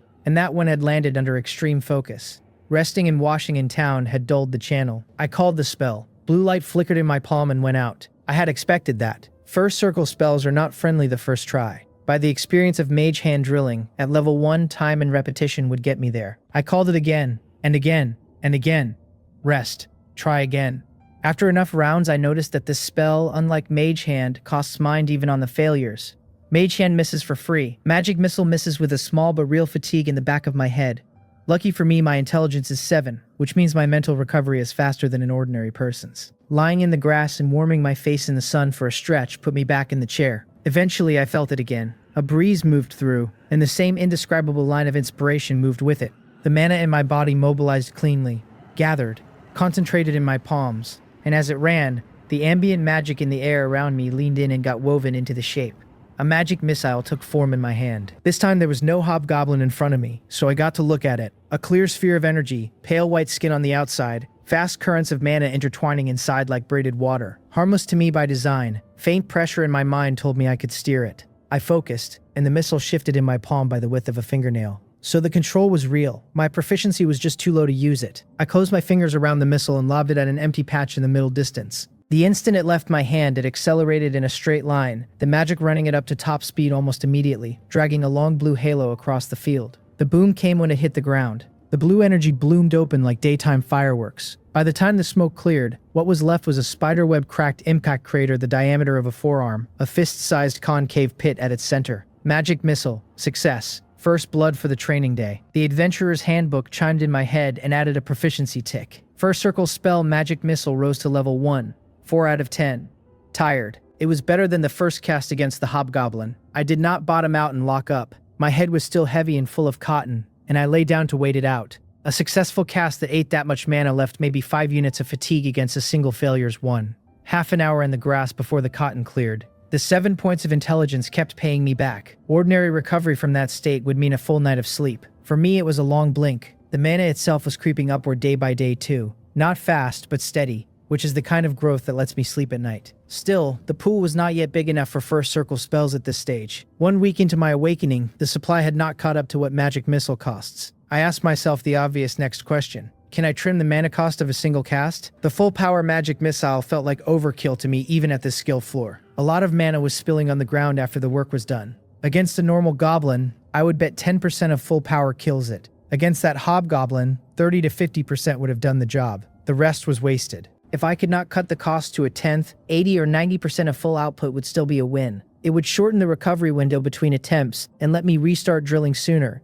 As it stood, each successful cast bought me a 30-minute lie down on the grass, which was no way to grind proficiency. I sat back up after another long rest and gave it a try. Closing my eyes, finding the channel was cleaner this time, the path still warm. I started the cast and then actively cut it the second the mana began to move. Easier to describe than to do. Once a cast begins, the mana flows by a kind of inertia, and stopping it midstream takes real control. My intelligence held me up again. I broke the flow on the first try. The next step was find control. Drop only some of the mana, not all. A spell is essentially a pre-built program.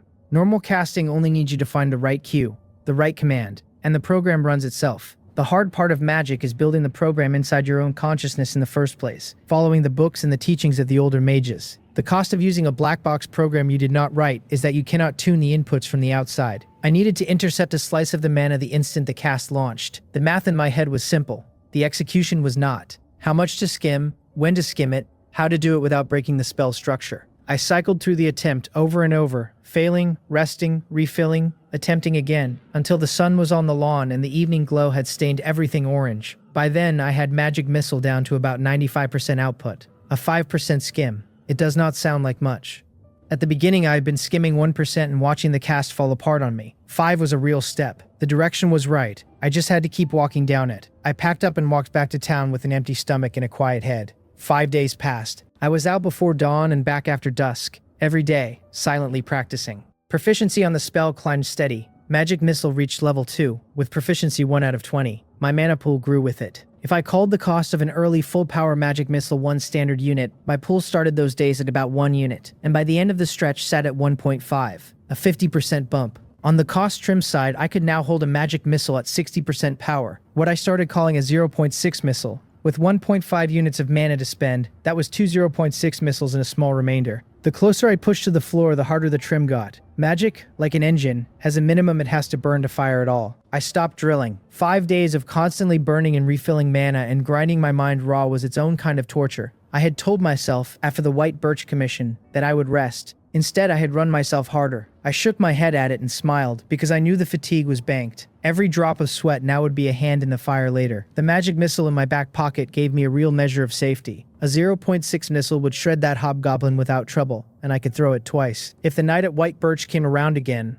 I would not be the panicked kid clawing at the dirt. The pressure under my breastbone eased, the one that had been there since I woke up in this body and figured out where I was. I had wanted to arm myself fast because the world was not kind. Now there was a floor under me. Among low-level adventurers who had not crossed into class, my offense alone was probably in a league of its own. Itching to test. Goblins. Find a few. Try the new tools. Sophia caught me at the door again. Little Gauss. Breakfast. I told her next time I was heading out, and she watched me go without arguing. Magic missile drilling had given me what it was going to give for a while. I was on my way to the Adventurous Guild to look at the board. After level 2, the easy proficiency gains had thinned out, and live combat builds skill far faster than dry casting in a field. On top of that, my monster compendium had been stuck at the same number for days. Total monster kills, 11. Next stage at 50. Drilling magic missile had been sharpening the axe. Time to chop wood. There was also the small problem that my little horde had been quietly bleeding out the whole week. Current cash, 26 silver coins and 15 copper coins. 2 silver coins gone in a few days. Almost all of it food. And that was with me consciously eating at street stalls instead of the Coral Tavern. Even meat at almost every meal should not have eaten that much money. I refused to take the blame. The blame went on the high price of meat in this world. After all this time, you would think technology and production would have made meat a normal thing instead of a small fortune at every meal. The world should reflect on itself. The hunger was not going away anyway. My mana was still expanding daily, my body was still pubertying in slow motion, and the engine wanted protein. If I tried to subsist on vegetables, I would just be sick inside a week. Besides, training was already painful enough, and I was not going to live like an ascetic on top of it. That had never been my life goal. I walked into the guild hall, crowded as always. The morning and the dusk shifts were the busy times, like housewives at the discount supermarket back home, adventurers crowding the boards and milling for anything that looked good. The novelty of the place had worn off me by now. I noticed a few adventurers loitering at the boards, decently dressed, nodding at notices, never actually pulling one. I had seen the same faces every time I came in. I quietly suspect the guild keeps a few on payroll to make the hall look busier than it is, and to nudge the rest of us into snatching commissions before they vanish. Theater. I shook the conspiracy out of my head and read the notices. Gathering commissions were out. Too much aimless time in the forest. No harvesting technique. No preservation experience. Escort gigs. Out. The standing town government monster bounties were paper money. Those zones had been swept clean by adventurers years ago. What I wanted were the civilian posted kill commissions. Bottom-tier monsters like goblins drop nothing the market wants, so the only people who pay to clear them are villagers pooling their coins. People sometimes ask why a village of dozens cannot just deal with a band of a dozen goblins themselves when the math looks favorable. The previous Gauss had wondered the same. After enough conversations in White Birch, I get it. Small monsters in a pack coordinate, which gives them a leg over loose human numbers. The terrain favors them, jungle and lair and broken ground that does not suit a peasant militia. Most importantly, real combat costs blood, and farmers do not carry combat willpower. 1 or 2 might. They will never be able to rally the rest. Me killing goblins is not a counterexample. The body I am in was already a hunter, which puts him near the top of the ordinary person's scale for physical fitness. And the intelligence stat gives me a low-grade version of slow motion in a fight. Magic, weapons, and Haley's team on top of that, and from the outside it looked like a god of war. Take any of those legs away and I am back to a peasant with a sharp stick. Villagers do not have the legs, so they grit their teeth, scrape up a few coins, and hand the problem to the guild. Over the years, it has become the habit of the continent, and I suspect the guild quietly fed that habit on purpose, because no commissions means no guild. I worked the board for a long time and did not find a soft one. What I wanted was a small group, low combat power, under 5 monsters. Those exist, but they are rare. When the threat is small, the villagers do not bother pooling money, and when they do, a bottom-tier adventurer squad sweeps the posting the moment it goes up. Cattle huddle. Predators walk alone. The crowded ground is the squeezed ground. I let my eyes drift to the corner of the hall where the press was densest, the party up wall. Freelancers calling for temporary teammates because not every adventurer carries a fixed squad, and not every commission can be soloed. Exactly the way I had landed on Haley's job last time. By the massive sword statue in the corner, 3 and 4 to a knot, the parties were forming. A red-haired youth was calling for hands to clear slimes out of an underground cave, talking up the cores as the payoff. Slimes are the standard novice introduction to monsters. And ooze, swamp body engulfers that crush you in their grip and corrode anything cheap. Individually weak, easy to beat one-on-one. Dangerous if they stick to your blade. He saw me look and called me black-haired guy and invited me to join. I felt the pull and let it go. Wild underground caves are bad ground for a novice. You never know what else is down there, and if a real predator is between you and the entrance, you do not get back out. I shook my head and apologized. A second adventurer drifted over and asked if I was a swordsman, probably reading the rapier at my hip. I told him I was a mage apprentice. A mage apprentice is a person pushing toward the mage profession. Even calling myself a mage apprentice would not get a real professional to count me as one. Real professionals do their business on the second floor of the guild, not down on the recruitment wall. Plenty of apprentices in the hall like to call themselves warriors, rangers, rogues. The mage in my title cut through anyway. Mage apprentices are rare on the recruitment wall because most are already absorbed into squads. Among full professionals, the class spread is balanced. Among apprentices, mages and priests and warlocks are scarce because the entry threshold is high and ordinary people without family backing cannot reach the skills. Heads turned toward me. A tall, burly young man got around the others and clapped me on the shoulder before any of them could open their mouths. He told me to forget the rotten fish and shrimp around us and join his night owl squad. They were short and mage. Wanted to give it a shot. "Big idiot," somebody yelled from the crowd. "Who are you calling rotten fish and shrimp?" "Forget it," somebody else said. "Do not provoke him." The young man ignored all of it and waited on my answer. I told him honestly that I was not looking for a permanent squad, that I had come in this morning to slot into a temporary team and sharpen up. I controlled my mage hand to lift the rapier at my hip while I said it, as a small proof of profession. He laughed and waved it off. Said temporary was fine. Said even if I had asked to officially join, his squad would not vote yes without watching me work first. He introduced himself as Levin, shield bearer, named his teammates as an archer, an assassin, a swordsman, and a priestess. I followed his finger and looked over. There were 4 of them by the wall. The archer carried a dark longbow and did not react when I looked. The assassin was hooded, and under the cloak I caught the line of a small crossbow at her waist. The swordsman had the look I had pictured for the role. The priestess was sitting hugged up against the wall with a wooden staff in her arms and curious eyes on me. I was tempted. The composition was clean.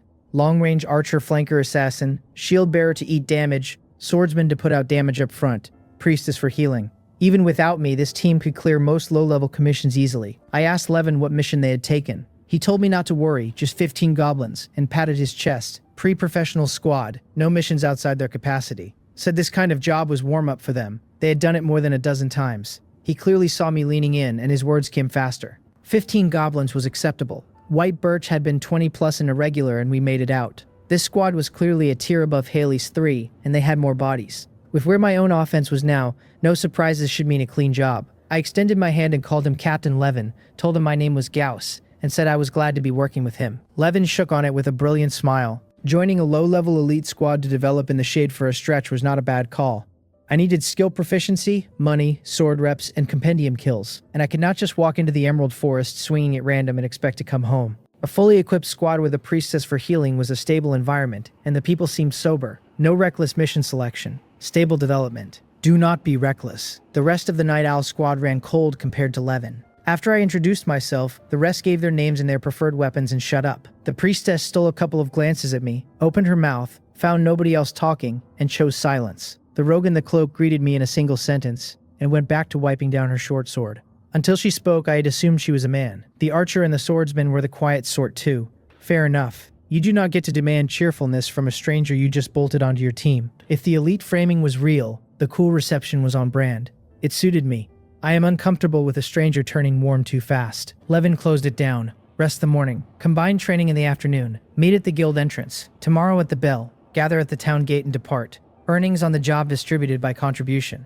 Understood, Captain. The cloaked woman waved and was the first out the door, and the others peeled off after her. Levin watched me linger and told me not to read them as cold, that they were good people once you earned them, as long as I earned them. He took me to the front desk to register my name on the temporary roster. The Night Owl squad, like any registered party, had paid the guild 50 silver coins to certify as an adventurer squad, and registration came with real benefits. Some commissioning agencies specifically request a registered squad, on the theory that a fixed team with practice synergy beats a hand-pulled temporary one. Affording the 50 silver coin fee is its own proof. Registered squads can promote their squad rank along with the personal rank, which encourages early registration. Recruitment is easier too, because a freelancer staring at competing offers naturally leans toward the registered team. After registration, I said my goodbyes to Levin and went off to pack. The destination was near Mill Village. Not as far as White Birch, but still not a one-day walk. The full cycle, get there, rest, intel, fight, loot, rest, walk back, ran 3 days minimum. I bought dry rations, water skins, spare clothes. I also bought a set of leather armor. I was going to need one eventually anyway. 15 silver coins. Pricier than I liked. The defense was a real step above my cloth armor, with weight and flexibility about the same. The leather armor shop took my old second-hand cloth set back for 50 copper coins, which had cost me a full silver coin not long ago, and had only been worn through one job, where I had been ambushing a lone goblin and barely tested it.